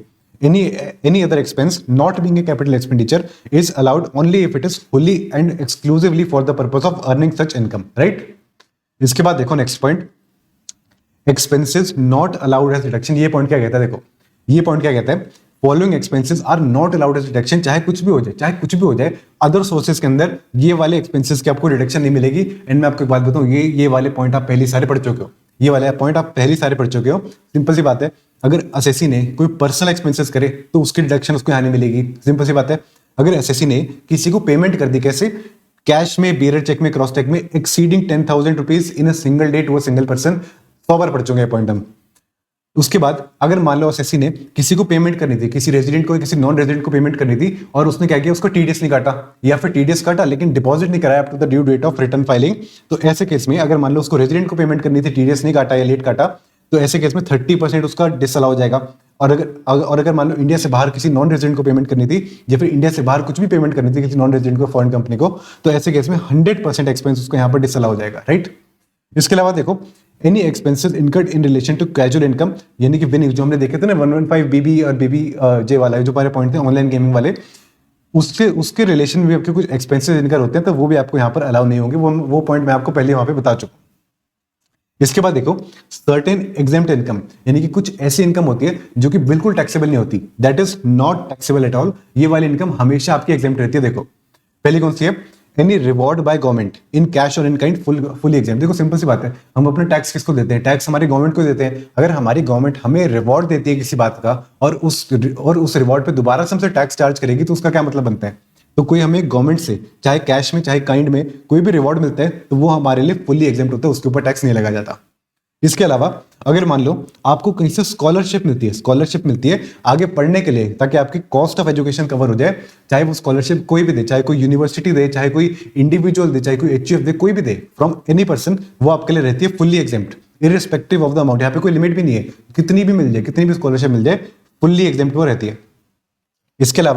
इसके अलावा मान लो कि कोई डिजास्टर हो गया और हमारी जो सेंट्रल गवर्नमेंट थी या स्टेट गवर्नमेंट थी या कोई लोकल अथॉरिटी थी, वो हमें क्या करती है, कुछ कॉम्पेंसेशन देती है, या तो हमें देती है या फिर हमारे लीगल हेयर को देती है, तो उसके लिए भी ये वाली अमाउंट फुली एग्जेम्प्ट है। देखो सिंपल सी बात है, अगर एक तो आपका डिजास्टर हो गया, ऊपर से आपको कुछ कॉम्पेंसेशन दी जा रही है, तो उस पर गवर्नमेंट आपसे टैक्स ले लेगी, तो फिर कोई सेंस यहाँ पे नहीं बनती, राइट।